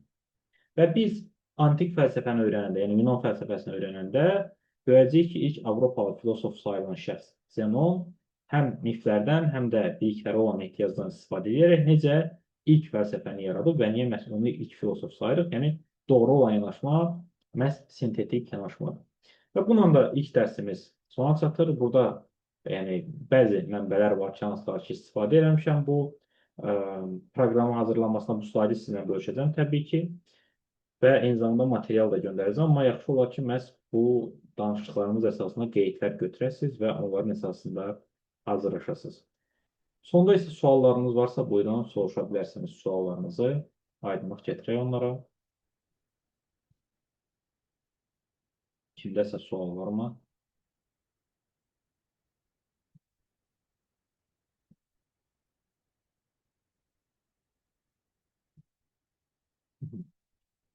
Heç kəsin sualı yox deyəsən. Bir də müəllim bir sual verim. Deməli, fəlsəfə sözü filosof və sofist sözlərindən Filo. yaranıb, düzdür? Filos və Sofiya. Filos və Sofiya. Filo və Sofiya. Hə, çox sağ olun. Buyurun. Dediyim kimi, növbəti dərsin əvvəlində biz əvvəlcə bu dərsin təkrarını həyata keçirəcəyik və ardınca isə yeni dərsə keçiriləcək və dərslərimiz bu formada olacaq. Artıq çox material keçəndən sonra ümumi təkrar dərsi olacaq. Yəni, ancaq təkrar edəcəyimiz dərs olacaq. 2 və ya 3 belə dərslərimiz olacaq bizim. Yəni, material artdıqca tam dəqiq şəkildə təkrarlamaq üçün təkrar olunan. O zaman növbəti dərsimizdə görüşənədək diqqətiniz üçün minnətdaram. Növbəti dərsdə görüşənədək. Suallarınız olduqda isə həmin sualları mənə ya qrupdan, ya şəxsdən yazıb soruşa bilərsiniz. İndi bu materialı da YouTube-a yüklədikdən sonra sizdən bölüşəcəm. Slaydı və materialı da atacağım. Sağ olun, özünüzə əmanət olun. Sağ olun.